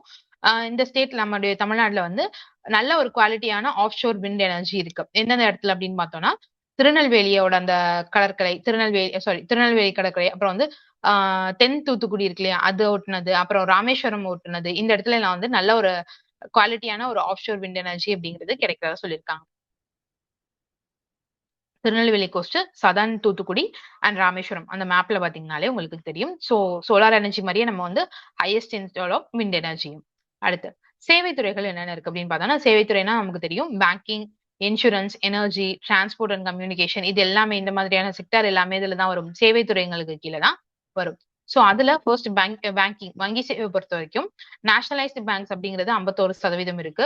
பிரைவேட் செக்டார் பேங்க்ஸ் வந்து ஒரு 30, ஸ்டேட் பேங்க்கும் அத சார்ந்த துறைகள் அப்படின்னு வங்கிகள் அப்படின்னா 13, ரீஜனல் ரூரல் பேங்க்ஸ் சொல்லப்படுற அந்த கிராம வங்கிகள் இருக்கு இல்லையா, அது ஒரு 5%, மத்த ஒரு ஃபாரின் பேங்க்ஸ், வெளிநாட்டு பேங்க்லாம் ஒரு லெஸ் தேன் 1% இருக்கு. சோ இதுக்கான பிரான்ச்சஸ், இந்த டேட்டாஸ் எல்லாம் நமக்கு தேவையில்ல, ஜஸ்ட் எது எவ்வளவு அதிகமா இருக்கு அப்படிங்கறத வந்து தெரிஞ்சுக்கலாம். சோ இதை பொறுத்த வரைக்கும் நம்ம தமிழ்நாடோட மொத்த அந்த டெபாசிட் இருக்கு இல்லையா, அந்த வைப்பு, சோ அதை பொறுத்த வரைக்கும் 2017 மார்ச் படி கிட்டத்தட்ட 14% பேர்கிட்ட 14% வந்து நம்மளுடைய தமிழ்நாடு வந்து பங்கு கொடுத்ததா சொல்லியிருக்காங்க. எத்தனை கோடி அப்படிங்கறத சொல்லியிருக்காங்க. இந்த டேட்டா எல்லாம் நமக்கு அந்த அளவுக்கு முக்கியம் இல்ல. ஜஸ்ட் வந்து பேங்கிங் செக்டர் அதுல எதெல்லாம் அதிகமா இருக்கு அப்படிங்கிறது மட்டும் நம்ம பார்த்துட்டா போதுமானது. ஓகே. அடுத்து கல்வி, எஜுகேஷன் அப்படிங்கிறது ரொம்பவே முக்கியமானது. ஸோ அதுல பள்ளி கல்வி அப்படின்னு பார்க்கும்போது, நம்மளுடைய பிரைமரி எஜுகேஷன் 2016, 17ஓட ஸ்டேட்டஸ் புள்ளி விவரம் பார்த்தோம் அப்படின்னா, பிரைமரி அப்படிங்கிறதுல வந்து எத்தனை ஸ்கூல்ஸ் இருக்கு, மிடில் ஸ்கூல்ஸ் எவ்வளோ இருக்கு, high and higher secondary schools எவ்வளோ இருக்கு. ஸோ நம்மளுடைய ஹை ஜிஆர் ஸ்டேட் நம்ம சொல்லியிருக்கோம் இல்லையா, கிராஸ் என்ரோல்மெண்ட்ல தான் அதிகமா இருக்கு அப்படின்றத சொல்லியிருக்கோம் இல்லையா. ஸோ கேரளால வந்து 81%, ஹிமாச்சல் பிரதேஷ் 74, தமிழ்நாடு அப்படிங்கிறது 61. ஸோ மொத்த தேசிய சராசரி 43. ஸோ அதை காட்டிலும் நம்ம தமிழ்நாடு அப்படிங்கிறது அதிகமா தான் இருக்கு. தேர்ட் ஹை ஜிஇஆரா இருக்கு. இது வந்து ஸ்கூல் புக் டேட்டா படி. வேர்ல்ட் ஆவரேஜ் அப்படிங்கிறது 59 அப்படின்றது சொல்லியிருக்காங்க. ஸோ இதுக்கெல்லாம் முக்கியமான ஹை ஜிஇஆர் எதனால, எந்தெந்த காரணத்துல நம்ம கொடுக்குற அந்த ஸ்கூல்ல கொடுக்குற அந்த மதிய உணவு, காலை உணவா இருக்கட்டும், யூனிஃபார்ம் ஃப்ரீயா கொடுக்குறது, அப்புறம் வந்து ஷூஸ் ஃப்ரீயா கொடுக்குறது, அவங்களுக்கான உதவித்தொகை கொடுக்குறது, மடிக்கணினி இந்த மாதிரியான விஷயங்கள்லாம் பண்ணிட்டு வர்றதுனால தான் இந்த ரேட் அப்படிங்கிறது ஏறிட்டு இருக்கு அப்படிங்கிறத சொல்லியிருக்காங்க. அடுத்து ஹையர் எஜுகேஷன், ஸ்கூல் எஜுகேஷன் பார்த்தோம். ஹையர் எஜுகேஷனை பொறுத்த வரைக்கும் ஹையர் எஜுகேஷன்ல அதிகமான ஜிஇஆர் வச்சிருக்கிறது நம்ம தான். இதே ஸ்கூல் எஜுகேஷனை பொறுத்த வரைக்கும் நம்ம தேர்ட்ல இருக்கோம். ஹையர் எஜுகேஷனை பொறுத்த வரைக்கும் நம்ம அதுல தான் இருக்கோம், டாப்ல தான் இருக்கோம், ஃபர்ஸ்ட்ல இருக்கோம். தமிழ்நாடோட ஜிஇஆர் அப்படிங்கிறது 46.9%. ஆனா நேஷனலோடது 25.2. அப்படியே கிட்டத்தட்ட டபுளா இருக்கு. ஸோ இதுக்கான விஷயமும் அதே தான், நம்ம கொடுக்குற அந்த ஸ்கீம்ஸ்னாலதான். கிட்டத்தட்ட தமிழ்நாடு வந்து ஒவ்வொரு வருஷமும் 4 லட்சம் இன்ஜினியர்களையும் பாலிடெக்னிக் ஸ்டூடெண்ட்ஸையும் வந்து உருவாக்கிட்டு இருக்காங்க அப்படின்றத சொல்லியிருக்காங்க. இங்க வந்து இந்த எவ்வளவு பெர்சன்டேஜ் வந்து ஜிஇஆர் வச்சிருக்கோம் அப்படிங்கறத சொல்லியிருக்காங்க. எதுக்கு நம்மளுடைய இந்த ஹையர் எஜுகேஷனோட இன்ஃப்ராஸ்ட்ரக்சர் கிட்டத்தட்ட 59 யூனிவர்சிட்டிஸ் இருக்கு நம்ம தமிழ்நாடுல, 40 மருத்துவக் கல்லூரிகள், 517 பொறியியல் கல்லூரிகள், அப்புறம் வந்து ஆர்ட்ஸ் அண்ட் சயின்ஸை பொறுத்த வரைக்கும் 2200, பாலிடெக்ஸை பொறுத்த வரைக்கும் 400, அப்புறம் டென்டலை பொறுத்த வரைக்கும் 20. ஓகேவா, டென்டல் காலேஜஸ். ஸோ இது மாதிரியான ஒரு இன்ஃப்ராஸ்ட்ரக்சர் இருக்கு அப்படிங்கறத சொல்லியிருக்காங்க. அடுத்து கம்யூனிகேஷன், கடைசி தொடர்பாடல் அப்படின்னு சொல்லும் போது மகாராஷ்டிரா தான் கிட்டத்தட்ட highest number of internet subscribers வச்சிருக்கிறதா சொல்லியிருக்காங்க. எவ்வளவு அப்படின்னா 29.47. ஓகேவா, 47 மில்லியன் பீப்புள் வந்து இன்டர்நெட் சப்ஸ்கிரைபர்ஸா இருக்கிறதா சொல்லியிருக்காங்க. ஸோ மகாராஷ்டிரா ஃபர்ஸ்ட், நம்ம 28.01 மில்லியனோட 2வது இடத்துல இருக்கும். 3வது ஆந்திரா, 4வது கர்நாடகா. ஸோ மொத்த இந்தியாவோட அந்த இன்டர்நெட் சப்ஸ்கிரைபர்ஸ் அப்படின்னு பார்த்தோம்னா 342.65 மில்லியன். ஓகேவா, தமிழ்நாடு, அடுத்து ஆந்திரா, அதுக்கு அடுத்து கர்நாடகா. ஓகேவா, நம்ம வந்து 2வது இடத்துல இருக்கோம். Next transport. ஓகேவா, போக்குவரத்தை பொறுத்த வரைக்கும் நமக்கு வந்து ஒரு நல்ல ஒரு போக்குவரத்து அமைப்பு அப்படிங்கிறது நம்ம தமிழ்நாடுக்கு இருக்கு. ஸோ போக்குவரத்தை பொறுத்த வரைக்கும் ரோடு, ரயில்வே, ஏர்வேஸ், அப்புறம் வாட்டர்வேஸ் 4 வகையா சொல்லுவோம். ஸோ நமக்கான இன்ஃப்ராஸ்ட்ரக்சர், நமக்கான அந்த கட்டமைப்பு அப்படிங்கிறது நல்லாவே இருக்கு அப்படிங்கிறத சொல்லியிருக்காங்க. ஃபர்ஸ்ட் நம்ம ரோட பொறுத்த வரைக்கும் 28 நேஷனல் ஹைவேஸ்ல வந்து நம்ம தமிழ்நாடுல இருக்கு. ஸோ கிட்டத்தட்ட 5036 கிலோமீட்டர் வரைக்குமான நேஷனல் ஹைவேஸ் வந்து நமக்கு இருக்கு. நம்ம ஸ்டேட்டோட டோட்டல் ரோட் லென்த் அப்படின்னு பார்த்தோம்னா 1,67,000 கிலோமீட்டர். அதுல வந்து 60,628 கிலோமீட்டர் வந்து ஹைவே டிபார்ட்மெண்ட்ஸ் வந்து மெயின்டைன் பண்ணிட்டு வராங்க. நம்ம தமிழ்நாடு வந்து செகண்ட் ரேங்க்ல இருக்கு. எதுல அப்படின்னா டோட்டல் ரோட் ப்ராஜெக்ட்ஸ், அதாவது பிபிபி மூலமா சொல்லப்படுற அந்த ப்ராஜெக்ட் மூலமா சொல்லப்படுற அந்த மொத்த டோட்டல் ரோட் ப்ராஜெக்ட்ஸ் வந்து கிட்டத்தட்ட 20% நடந்துட்டு இருக்கு. ஸோ அது மூலமா நம்ம வந்து 2வது இடத்துல இருக்கோம் அப்படின்னு சொல்லியிருக்காங்க. ஸோ மொத்தம் 1,67,000 கிலோமீட்டர் ரோட் லென்த், அதுல 60,000 வந்து ஹைவே டிபார்ட்மெண்ட் மெயின்டைன் பண்ணிட்டு இருக்காங்க. மொத்த பிபிவில வந்து நம்ம 2வது இடத்துல இருக்கோம் 20%. அடுத்து ரயில் நெட்வொர்க், அதுவுமே ஒரு டீசென்டான நெட்வொர்க் தான் நமக்கு. ஸோ நம்ம அந்த சதர்ன் ரயில்வேயோட ஹெட் குவார்டர்ஸ் எங்க தான் இருக்கு, நம்மளுடைய சென்னையில இருக்கு. ஸோ மொத்த ரயில்வே ட்ராக் லென்த் அப்படின்னு பார்த்தோம்னா 6,693 கிலோமீட்டர்ல இருக்கும். ஸோ இப்ப இருக்கக்கூடிய அந்த சதர்ன் ரயில்வே நெட்வொர்க் அப்படிங்கிறது இருக்க எக்ஸ்டெண்ட் ஆயிட்டே இதுதான் இருக்கு. ஸோ எந்தெந்த ஸ்டேட்ஸ் எல்லாம் நம்ம கவர் பண்றோம் அப்படின்னா தமிழ்நாடு, கேரளா, புதுச்சேரி, அப்புறம் வந்து கர்நாடகாவோட கொஞ்சம் ரீஜன், அப்புறம் ஆந்திர பிரதேஷ், இது எல்லாத்தையும் சேர்த்தது தான் இந்த சதர்ன் ரயில்வே நெட்வொர்க் அப்படிங்கிறது. இதுல இருந்து மொத்தமான ரயில்வே ட்ராக் எவ்வளவு இருக்கு, 6,693. 690 ரயில்வே ஸ்டேஷன்ஸும் நம்ம கிட்ட இருக்கு. மெயினான ஜங்ஷன்ஸ் எங்கெங்க அப்படின்னு பார்த்தோம்னா சென்னை, கோயம்புத்தூர், ஈரோடு, மதுரை, சேலம், திருச்சிராப்பள்ளி, திருநெல்வேலி, இது எல்லாமே வந்து மெயினான ரயில் ஜங்ஷன்ஸ். அடுத்து சபர்பன் ரயில்வேயை பொறுத்த வரைக்கும் நல்ல ஒரு சென்னைக்கு நல்ல ஒரு எஸ்டாப்ளிஷான ஒரு சபர்பன் ரயில்வே இருக்கு. இங்கதான் வந்துட்டு மாஸ் ரேபிட் டிரான்ஸ்போர்ட் சிஸ்டம் அப்படின்னு சொல்லக்கூடியது இருக்கும். MRTS சொல்லுவோம் இல்லையா, அந்த மெட்ரோ, அதெல்லாம் இவங்க கீழே தான் வரும். ஸோ இதை வந்து ஃபர்ஸ்ட் மெட்ரோ ப்ராஜெக்ட் அப்படிங்கிறது எப்போ ஸ்டார்ட் பண்ணாங்கன்னா 2017ல இருந்து இருந்துட்டு இருக்கு. நெக்ஸ்ட் ரயில்வே ஸ்டேஷன்ஸ் எவ்வளோன்னு பார்த்துட்டோம். மேஜரான சிட்டிஸ் என்னென்னு பார்த்துட்டோம். சென்னை, கோயம்புத்தூர், ஈரோடு, மதுரை, சேலம், திருச்சிராப்பள்ளி, அப்புறம் வந்து என்னது திருநெல்வேலி, இதெல்லாம். சென்னை வந்து அட்வான்ஸ் அர்பன் ரயில் சப்போர்ட்டா இருக்கு அப்படிங்கிறதையும் பார்த்திருக்கோம். அடுத்து ஏர் டிரான்ஸ்போர்ட், விமான போக்குவரத்து, அதை பொறுத்த வரைக்கும் 4 மேஜரான இன்டர்நேஷனல் டிரான்ஸ்போர்ட்ஸ் இருக்கு. சென்னை, கோயம்புத்தூர், மதுரை, திருச்சிராப்பள்ளி. டொமஸ்டிக் பொறுத்த வரைக்கும் தூத்துக்குடி, சேலம், மதுரை. ஓகேவா? இதோட நம்மளுடைய அந்த பேசஞ்சருக்கான டாரிஃப், அதாவது பேசஞ்சரோட அந்த பயணங்கள் அப்படின்றது பொறுத்த வரைக்கும் இன்க்ரீஸ் ஆயிட்டே தான் இருக்கு. ஸோ அதுக்கான அந்த ஃப்ரைட் மூவ்மெண்ட், அந்த குட்ஸ் ஏத்திட்டு போவோம் இல்லையா, அதுவுமே வந்து அதிகமாயிட்டு தான் இருக்கு. ஒவ்வொரு இயருக்கும் 18% கிட்ட உயர்ந்துட்டு வருது அப்படின்னு சொல்லியிருக்காங்க. அடுத்து போர்ட்ஸ்ன்னு சொல்லப்படுற துறைமுகங்கள். ஸோ மேஜரான போர்ட்ஸ் எங்கெங்க இருக்கு? 3 மேஜர் போர்ட்ஸ் இருக்கு. எங்கன்னா சென்னை, எண்ணூர், தூத்துக்குடி. அடுத்து ஒரு இன்டர்மீடியட் போர்ட் நாகப்பட்டினம். அடுத்து 23 மைனர் போர்ட்ஸ். ஓகேங்களா? அடுத்து 73 மில்லியன் மெட்ரிக் டன்ஸ் வந்து ஒவ்வொரு தடவையும் அந்த போர்ட்ஸ் வந்து ஹேண்டில் பண்ணிட்டு இருக்காங்க ஒரு வருஷத்துக்கு. இது வந்து கிட்டத்தட்ட இந்தியாவோட ஷேர்ல 24% சொல்றாங்க. மைனர் போர்ட்ஸ் வரைக்கும் யார் வந்து மேனேஜ் பண்ணுவாங்கன்னா, Tamil Nadu maritime board, Chennai port, அவங்க தான் வந்துட்டு இவங்க 2 பேரும் தான் வந்து என்னது மைனர் போர்ட்ஸ் வந்து மேனேஜ் பண்ணிட்டு வர்றாங்க. ஒரே ஒரு ஆர்டிபிஷியல் ஹார்பர் இருக்கு. அதான் வந்து 2வது பிரின்சிபல் போர்ட்டாவும் இருக்கு அப்படின்றத சொல்லிட்டு இருக்காங்க. அடுத்து எண்ணூர் போர்ட் அப்படிங்கிறது தான் ஒரு ரீசெண்டா கன்வெர்ட் ஆன ஒரு இன்டர்மீடியட் போர்ட் அப்படிங்கிறது. So major and intermediate ports அப்படின்னு பார்க்கும்போது மேஜர் போர்ட்ல வந்து சென்னை, எண்ணூர் போர்ட், அப்புறம் வந்து தூத்துக்குடி, இதெல்லாம் மேஜர்ல வரும். இன்டர்மீடியட் அப்படிங்கிறது நாகப்பட்டினம் போர்ட். சரிங்களா? 23 மைனர் போர்ட்ஸ்ல வந்து ரொம்பவே முக்கியமானது அப்படின்னு பார்த்தோம்னா காரைக்கால், கடலூர், பரங்கிப்பேட்டை, பாண்டிச்சேரி, தொண்டி, ராமநாதபுரம், பட்டினப்பாக்கம், இதெல்லாம் வந்து 23 மைனர் போர்ட்ஸ்ல ரொம்பவே முக்கியமானது. அடுத்து டூரிசம், சுற்றுலாத்துறையை பொறுத்த வரைக்கும் நம்ம தமிழ்நாடோட சுற்றுலாத்துறை அப்படிங்கிறது வந்து தமிழ்நாடு அப்படிங்கிறது ஒரு ஹப்பா, டூரிசம்கான ஒரு ஹப்பா தான் இயங்கிட்டு இருக்குன்னு சொல்றாங்க. ரீசென்ட் இயர்ஸ்ல வந்து அது வந்து நல்ல ஒரு முன்னேற்றமும் இருக்கு. ஸோ வந்து அந்த டூரிசம் எல்லாத்தையும் ஹேண்டில் பண்றது எது அப்படின்னு பார்த்தோம்னா, இது எல்லாத்தையும் ப்ரொமோட் பண்றது Tamil Nadu tourism development corporation, Tamil Nadu சுற்றுலா மேம்பாட்டு கழகம் அப்படின்னு சொல்லப்படுற டிடிடிசி மூலமா தான் பண்ணிட்டு இருக்காங்க. நம்ம ஸ்டேட்டோட கரண்டா வந்து இந்தியன் ஸ்டேட்ஸ்ல வந்துட்டு ஹையஸ்டா இருக்கும். எதுல அப்படின்னா 25 கோடி அரைவல்ஸ் 2013 மட்டுமே அந்த சுற்றுலாக்கு வரக்கூடியவங்களோட அந்த வருகைகளோட எண்ணிக்கை பார்க்கும்போது 25 கோடி பேர் வந்து ஆஹ் சுற்றுலா பயணிகள் வந்திருக்காங்க. சோ அதை வச்சு நம்ம ஸ்டேட் தான் வந்து ஹையஸ்டா இருக்கும் அப்படின்றத சொல்லியிருக்காங்க. ஒவ்வொரு வருஷமும் அதுக்கான அந்த ரேட்டும் இன்க்ரீஸ் ஆயிட்டு தான் வருது, அதையும் சொல்லியிருக்காங்க. ஓகே, இதை வச்சு உங்களுக்கான கொஸ்டின்ஸ் என்னென்னு பார்த்தோம்னா, which of the following belongs to the services sector? எது வந்து சேவைத்துறையை சார்ந்தது அப்படிங்கறத சொல்லுங்க. Option A agriculture, B mining, C banking, D manufacturing.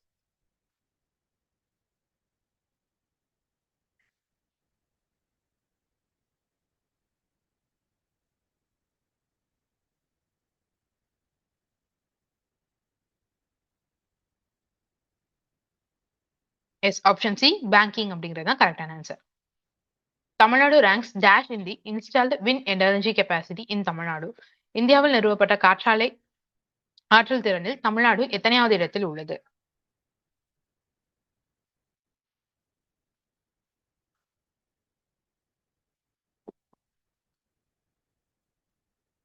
Option C first அப்படிங்கிறது தான் கரெக்ட். ஏன்னா விண்ட் எனர்ஜிலையும் சரி சோலார் எனர்ஜி ரெண்டுத்துலயுமே வந்து தமிழ்நாடு தான் ஃபர்ஸ்ட்ல இருக்கு. How many primary schools where there in Tamil Nadu? இந்த டேட்டா வந்து உங்களுக்கு அந்த அளவுக்கு முக்கியம் இல்ல. Next, how many internet subscribers, இதுவுமே வந்துட்டு எத்தனாவது ரேங்க்ல இருக்கும் அப்படின்னு நம்ம தெரிஞ்சுக்கிட்டா போதும்.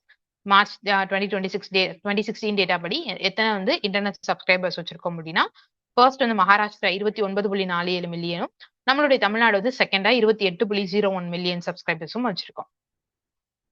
Which organization promotes tourism in Tamil Nadu? தமிழ்நாட்டு சுற்றுலாவை மேம்படுத்தும் நிறுவனம் இது. Option A NITI Aayog, B TNPL, C TTDC, D BHEL.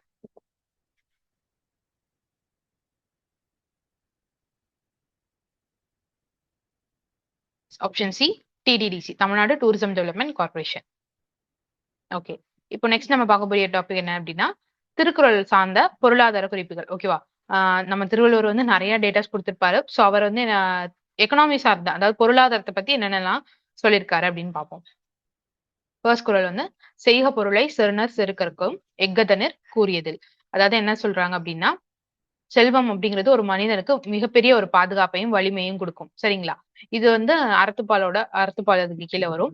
So இது பொருளாதார வலிமை இருந்துச்சு அப்படின்னா நம்மளால எந்த ஒரு தடையுமே வந்து ஈஸியா வந்து ஜெயிச்சிட முடியும். அதுதான் வந்து இந்த செய்க பொருளை அப்படின்னு சொல்லியிருக்காங்க. ஒரு பொருளை நம்ம வந்து எந்த அளவுக்கு வந்து சேமிக்கிறோமோ அது வந்து பகைவர்களோட அகம்பாவத்தையும் செருக்கையும் அழிச்சிரும். நம்ம கிட்ட எவ்வளவு வந்து நம்ம பணம் வச்சிருக்கோம் அப்படின்னா அதை வச்சுதான் வந்து நம்மளுடைய எதிரியை வந்து நம்ம ஹேண்டில் பண்ண முடியும். சோ ஓகேவா? அதுதான் வந்து எஃகதனிர் கூறியதில், அந்த மாதிரியான ஒரு ஆயுதம் வந்து வேற எதுவுமே இல்ல அந்த மாதிரி கூர்மையான ஒரு நம்ம செல்வம் மாதிரியான ஒரு கூர்மையான ஆயுதம் வந்து வேற எதுவும் இல்ல அப்படிங்கறத அழகா சொல்லியிருக்காரு. செய்க பொருளை செருணர் செருக்கருக்கும் எஃகதனிற் கூறியதில். அந்த மாதிரி அந்த எஃகு அப்படின்னு எதை சொல்றாங்கன்னா அந்த வாள் சொல்றேன், அது மாதிரியான ஒரு கூர்மையான வாள் அப்படிங்கிறது எதுவுமே கிடையாது அப்படின்னு சொல்லியிருக்காரு. நெக்ஸ்ட், அரணீனும் இன்பமும் ஈனும் திறனறிந்து தீதின்றி வந்த பொருள். அதாவது நமக்கு ஒரு நல்ல வழியில எந்த ஒரு கெட்ட வழியும் இல்லாம ஒரு நல்ல நல்ல முறையில நம்ம சம்பாரிச்ச பணம் அப்படிங்கிறது நமக்கு அறத்தையும் கொடுக்கும், அதே நேரத்தை இன்பம் சந்தோஷத்தையும் கொடுக்கும் அப்படின்னு சொல்லியிருக்காரு. அதுக்கு வந்து என்ன நேர்மையாவும் அநீதி இல்லாம சேர்க்கப்பட்ட செல்வமா இருக்கணும் அது. ஓகேவா? அந்த மாதிரியான ஒரு செல்வம் வந்து நமக்கு அறத்தையும் கொடுக்கும், இன்பத்தையும் கொடுக்கும் அப்படின்னு சொல்லியிருக்காரு. அடுத்து, அழிவதும் ஆவதும் ஆகி வழிபயக்கும் ஊதியமும் சூழ்ந்து செயல். ஓகேவா? அழிவதும் ஆவதும் ஆகி அப்படின்னு எதை சொல்றாங்கன்னா, அழிவதும் அப்படிங்கிறது நஷ்டம். அதாவது எந்தெந்த வழியில எல்லாம் நமக்கு இழப்புகள் ஏற்படும். ஆவதும் அப்படிங்கிறது லாபம். எந்தெந்த வகையில எல்லாம் நமக்கு லாபம் வந்து கிடைக்கும் அப்படிங்கிறது. சோ எந்த வழியில வந்து நமக்கு நஷ்டம் ஆகும், எந்த வழியில வந்து நமக்கு லாபம் ஆகும் அப்படிங்கிறத வழிபயக்கும் ஊதியமும் சூழ்ந்து செயல். ஓகேவா? எந்த மாதிரியான வழியில வந்து நமக்கு வந்து கடைசியான நம்ம எதற்கா உழைக்கிறோமோ அது அந்த பயன் வந்து எந்த வழியில கிடைக்கும். ஓகேவா? எது மூலமா எப்படி பண்ணா நஷ்டமாகும், எப்படி பண்ணா லாபமாகும், எதை வந்து நம்ம பண்ணும்போது நமக்கான பயன் அப்படிங்கிறது கிடைக்கும். சோ ஊதியம் அப்படிங்கிறது என்னென்னலாம் நமக்கு இதுக்கு செலவு பண்ணணும். சோ இந்த 4 விஷயமும் சேர்ந்துதான் ஒரு செயலை நம்ம செய்யணும். ஓகேவா? ஒரு செயலை செய்யறோம் அப்படின்னா அதுல என்னென்ன நஷ்டம் ஏற்படும், அதுல என்னென்ன லாபம் ஆகும், எந்த வழியில செஞ்சோம்னா நமக்கு பயன் கிடைக்கும், அதுக்கு நம்ம என்ன செலவு பண்ணணும். சரிங்களா? இது எல்லாமே சேர்ந்துதான் ஒரு செயலை நம்ம செய்யணும் அப்படின்றது சொல்லியிருக்காரு. சோ இது ஷார்ட்டா என்ன சொல்றாங்கன்னா, ஆராயாம எந்த செயலையும் செய்யக்கூடாது அப்படிங்கறதுதான் இதுக்கான ஒரு ஷார்ட்டான ஒரு இது. நெக்ஸ்ட், சலத்தால் பொருள் செய்தே மாத்தல் பசுமண் களத்துள் நீர் பெய்திடியே அற்று. இது ரொம்ப அருமையான குறள். இது என்னன்னா, அநியாயமா ஒரு செல்வம் ஈட்டுறோம், அது ஒண்ணு. இதே சமயத்துல நேர்மையான வழியில ஒரு செல்வம் ஈட்டுறோம் அப்படின்னு 2 விஷயம் இருக்கு. அதுல இந்த மத்தவங்களை ஏமாத்தி தப்பான வழியில சேர்த்த பணம் இருக்கு இல்லையா, அது வந்து எந்த மாதிரியானது அப்படின்னா, ஒரு பசுமண் களம் இருக்கு அப்படின்னா அதுல வந்து தண்ணிய அத ஒரு எப்படி சொல்றது, ஒரு பழகாத ஒரு பழகாத மீன்ஸ் என்ன சொல்லுவோம்னா, இப்ப வந்து சீசனிங் பண்ணாததுன்னு சொல்லுவோம் இல்லையா, அந்த ஒரு பசுமண் அதாவது ஒரு பானை இருக்கு அப்படின்னா, அப்பதான் வந்து அத வந்து உருவாக்கியிருக்காங்க. அத வந்து இன்னும் வந்து சீசனிங் பண்ணல. அத காய வைக்கிறது அந்த மாரியான எந்த ஒரு ப்ராசஸுமே பண்ணல. சோ அதுல தண்ணி ஊத்தி வச்சோம் அப்படின்னா என்ன ஆகும்? அந்த தண்ணி எல்லாம் வெளியில போயிரும். அந்த மாதிரி தான். ஒரு அநியாய வழியில நம்ம சேமிச்சக்கூடிய பணம் அப்படிங்கிறது, அந்த தண்ணீல ஊத்தி வச்சா எப்படி அது தானா அந்த பாத்திரத்துல ஊத்தி வச்சா அது எப்படி தானா வெளில போயிருமோ, அந்த மாதிரி அந்த செல்வம் வந்து நம்ம கிட்ட நிலைச்சிருக்காது, தங்காது அப்படிங்கிறது தான் இந்த குறள் வந்து ரொம்ப அருமையா சொல்லியிருப்பாரு. நெக்ஸ்ட், இயற்றலும் ஈட்டலும் காத்தலும் காத்த வகுத்தலும் வல்லதரசு. நிறைய நம்மளுடைய தமிழ்நாடு பட்ஜெட்ல வந்து இந்த குறளை நம்ம வந்து கேட்டிருப்போம். ஒரு தடவை வந்து பார்லிமெண்ட்லயே வந்து நிர்மலா சீதாராமனும் இந்த குறளை வந்து சொல்லியிருப்பாங்க. ரொம்பவே முக்கியமான ஒரு குறள் இது. இயற்றலும் அப்படின்றது என்னன்னா, எப்படியெல்லாம் நம்ம வந்து உருவாக்கலாம். நம்ம கிட்ட வந்து நிறைய செல்வம் இருக்கு. நம்ம கிட்ட வந்து செல்வம்னா எதை சொல்றேன்னா, நம்ம நாட்டுக்கிட்ட நிறைய வளங்கள் இருக்கு. அதை வந்து எப்படி நம்ம உருவாக்கலாம். ஈட்டல் அப்படின்னா அது மூலமா நம்ம எப்படி பணம் சம்பாதிக்கலாம், என்னென்ன மாதிரியான பணம் சம்பாதிக்கலாம், கவர்மெண்ட் வந்து எப்படி சம்பாதிக்கலாம், வரி நம்மள்ட்ட வந்து வரி குடுக்குறது, நமக்கு ஃபீஸ் குடுக்குறது, இந்த மாதிரியா மூலமா கவர்மெண்ட்டுக்கு வந்து பணம் கிடைக்கும். சோ இது வந்து ஈட்டல். காத்தல் அப்படிங்கிறது என்னன்னா, அத வந்து பணம் சம்பாதிச்சுட்டாங்க. அத வந்து எப்படி காப்பாத்தி வைக்கலாம். ஓகேவா? காத்த வகுத்தல் அப்படிங்கிறது, அத எப்படி மக்களுக்கு பிரிச்சு குடுக்குறது. ஓகேவா? கரெக்ட்டான வழியில அந்த ஒரு சோசியல் ஈக்வாலிட்டியோட எப்படி வந்து எல்லாருக்கும் பிரிச்சு குடுக்குறது. அதுதான் வல்லதரசி. இது எல்லாம் மேற்கூறிய அந்த 4யுமே வந்து கரெக்ட்டான முறையில செய்றது தான் ஒரு கரெக்ட்டான ஒரு கவர்ன்மெண்ட்டா இருக்க முடியும் அப்படிங்கிறது தான் அந்த இயற்றலும், ஈட்டலும், காத்தலும், காத்த வகுத்தலும் வல்லதரசு அப்படிங்கிற குறளுக்கான அர்த்தம். நெக்ஸ்ட், ஒன்பொருள் காழ்ப்ப இயற்றியாருக்கு எண்பொருள் ஏனை இரண்டும் ஒருங்கு. அதாவது அறம், பொருள், இன்பம் இந்த 3த்துல பொருள வந்து மிகுதியா வச்சிருக்காங்க இல்லையா? அறம், பொருள், இன்பம். நம்ம வந்து மொத்தமா என்ன அறம், பொருள், இன்பம் அப்படிங்கிறது தான் ஒரு 3 மேஜர் ஃபேக்டரா சொல்லுவோம். அதுல இந்த பொருள் அப்படிங்கிறத வந்து அதிகமா வச்சிருக்காங்க. செல்வம் அப்படிங்கிறத வந்து அதிகமா வச்சிருக்கவங்களுக்கு மத்த 2மே அந்த அறமும் சரி, இன்பமும் சரி சீக்கிரம் அவங்களுக்கு வந்து சேர்ந்துரும். அதாவது யார் ஒருத்தர் வந்து செல்வத்துல வந்து உயர்ந்திருக்காங்களோ, அவங்களுக்கு வந்து இந்த அறமும் சரி, இன்பமும் சரி தானாவே கிடைச்சிரும் அப்படிங்கிறது வள்ளுவர் வந்து சொல்லியிருக்காரு. நெக்ஸ்ட், அருளில்லாருக்கு அவ்வுலகம் இல்லை, பொருள் இல்லாருக்கு இவ்வுலகம் இல்லாகி அங்கு. அதாவது பொருள் இல்லாருக்கு இவ்வுலகம் இல்லை அப்படின்னு எதை சொல்றாங்கன்னா, அருள் அதாவது அருள்னு சொல்லப்படுறது அந்த ஒரு நல்ல விஷயம், கருணை இந்த மாதிரியான மனசு இல்லாதவங்களுக்கு வந்து அவங்களுடைய இறப்புக்கு பின்னாடி அவ்வுலகம்னு எதை மென்ஷன் பண்றாங்கன்னா அந்த சொர்க்கம் சொல்றாங்க இல்லையா, அதாவது மரணத்துக்கு அடுத்த ஒரு ஸ்டேஜ் சொல்றாங்க இல்லையா, சோ அதுல வந்து அந்த இடத்துல வந்து அவங்களுக்கு இடம் கிடையாது, சொர்க்கத்துல வந்து அவங்களுக்கு இடம் இருக்காது அந்த கருணை இல்லாதவங்களுக்கு. அதே மாதிரி அது வந்து மரணத்துக்கு அப்புறமா. இதே வந்து வாழ்நாள்லயே அந்த அவங்க உயிர் இருக்கும் போதே வந்துட்டு பொருள் இல்ல அவங்கள்ட்ட வந்து செல்வம் இல்ல அவங்களுக்கு அப்படின்னா அவங்களுக்கு இந்த உலகமே கிடையாது, இப்ப இருக்கக்கூடிய அந்த பூ உலகமே அவங்களுக்கு வந்து இல்ல நிலையானதா இருக்காது அப்படிங்கறதுதான் ரொம்ப அருமையா வந்து சொல்லியிருப்பாரு. நெக்ஸ்ட், ஆகார அளவிட்டி தாயினும் கேடில்லை, போகார அகலாக்கடை. இது வந்து எல்லாருக்குமே ரொம்ப முக்கியமான ஒரு விஷயம். வருமானம் நமக்கு எவ்வளவு இருக்கு அப்படிங்கறத வச்சுதான் நம்மளுடைய செலவினத்தை வந்து நம்ம கணக்கு பண்ணணும். சரிங்களா? வருமானம் கம்மியா இருக்கு அப்படிங்கும்போது செலவையும் நம்ம கம்மி பண்ணிதான் ஆகணும். இல்ல வருமானம் கம்மியா இருக்கு, நான் செலவை வந்து அதிகம் பண்ணுவேன் அப்படிங்கும்போது நமக்கு என்னதான் வரும்? நம்ம நம்ம ஆல்ரெடி பினான்சியல பத்தி எக்கனாமிக்ஸ்ல படிச்சிருக்கோம் இல்லையா? பிஸ்கல் டெபிசிட் அப்படின்னு ஒண்ணு.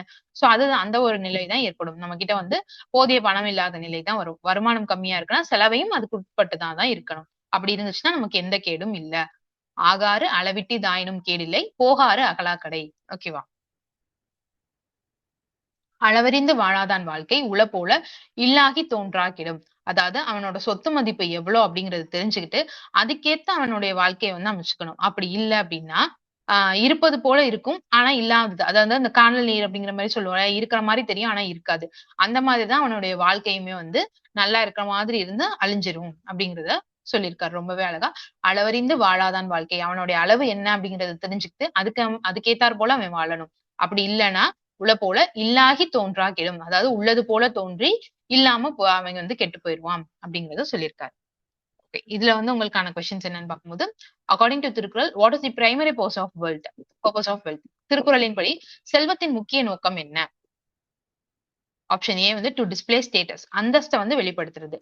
Option B to help others and perform virtuous deeds, அதாவது பிறருக்கு உதவி செய்து அறச்செயல்களை செய்வது. Option C to accumulate endlessly, முடிவில்லாமல் குவித்தல். Option D to spend on luxuries, ஆடம்பரங்களுக்காக செலவிடுதல். சோ திருக்குறளை பொறுத்த வரைக்கும் நீங்க ஆப்ஷன்ஸ் கொஸ்டினை கூட உங்களுக்கு பெருசா புரியல, இல்ல அந்த திருக்குறள் என்ன மீன் பண்றாங்கன்றது புரியலன்னா கூட நீங்க ஆப்ஷன் வைக்கும் போது எது பாசிட்டிவா இருக்கோ அதை வச்சு நீங்க ஆன்சர் பண்ணிடலாம். சோ இதை பொறுத்த வரைக்கும் ஆப்ஷன் பி அப்படிங்கறதான் கரெக்டான ஆன்சர். பிறருக்கு உதவி செய்து அரசியல்களை செய்வதுதான் செல்வத்தோட முக்கியமான நோக்கம். Which economic principle is emphasized in Thirukkural regarding earning wealth? செல்வத்தை ஈட்டுவதில் திருக்குறள் வலியுறுத்தும் பொருளாதார கொள்கை எது?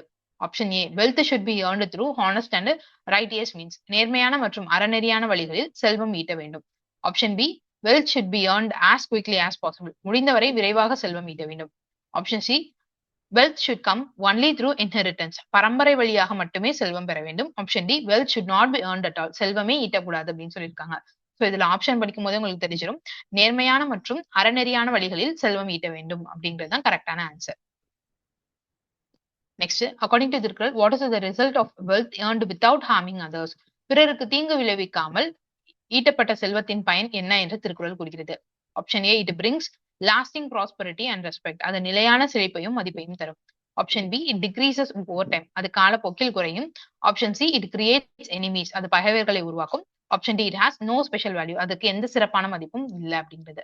சோ இதுக்கான correct answer option A it brings lasting prosperity and respect, அது வந்து நிலையான செழிப்பையும் மதிப்பையும் தரும் அப்படிங்கிறது. Next, which of the following reflects good financial management according to Thirukkural? திருக்குறளின்படி சிறந்த பொருளாதார மேலாண்மையை பிரதிபலிப்பது எது? Option A spending more than one's income, வருமானத்தை விட அதிகமாக செலவிடுதல். Option B saving and spending according to one's means, தன் வருமானத்திற்கு ஏற்ப சேமித்து செலவிடுதல். Option C borrowing for unnecessary expenses, தேவையற்ற செலவுகளுக்காக கடன் வாங்குதல். Option D avoiding all forms of expenditure, எந்த செலவையும் செய்யாமல் இருப்பது. கரெக்டான ஆன்சர் என்னன்னு கமெண்ட்ல சொல்லுங்க.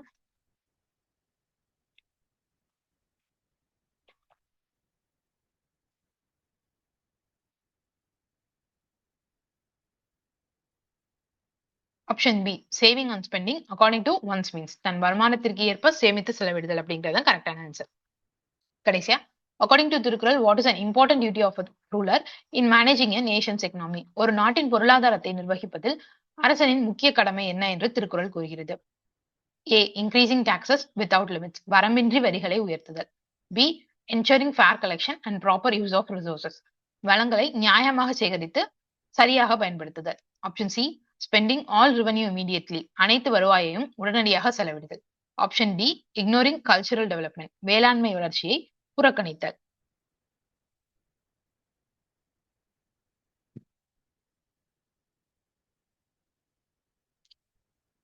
S, option B ensuring fair collection and proper use of resources, வளங்களை நியாயமாக சேமித்து சரியாக பயன்படுத்துதல். அதுதானே பார்த்தோம், ஏற்றலும் ஈட்டலும் காத்த வகுத்தலும் வல்லது அரசு அப்படின்னு பார்த்தோம் இல்லையா? சோ அதுதான், வளங்களை நியாயமான வகையில சேகரித்து சரியா பயன்படுத்தணும். ஓகே, நம்மளுடைய வீடியோஸ் எல்லாத்தையும் வந்து நம்ம சேனலை சப்ஸ்கிரைப் பண்ணிக்கோங்க. ஸோ அப்பதான் வந்து நம்மளுடைய வீடியோஸ் எல்லாத்தையும் நீங்க உடனடியாக பார்க்கலாம். All the best for your exams and thank you for வாட்சிங் தி வீடியோ. இந்த வீடியோஸ் பத்தின ஏதாவது கொஸ்டின்ஸோ இல்ல பேட்ச் பத்தின கொஸ்டின்ஸ் எதுவும் இருந்துச்சுனாலுமே கீழே தெரியுற நம்பருக்கு, ஸ்கிரீன்ல தெரியுற நம்பருக்கு காண்டாக்ட் பண்ணுங்க. ஆல்ரெடி சொன்ன மாதிரி பேட்ச் வந்து 15th ஜூன் ஸ்டார்ட் ஆகும் போது லிமிடெட் சீட்ஸ் தான் இருக்கு. ஸோ உங்களுடைய புக்கிங்ஸ் வந்து அட்வான்ஸா பண்ணிக்கோங்க. தேங்க்யூ.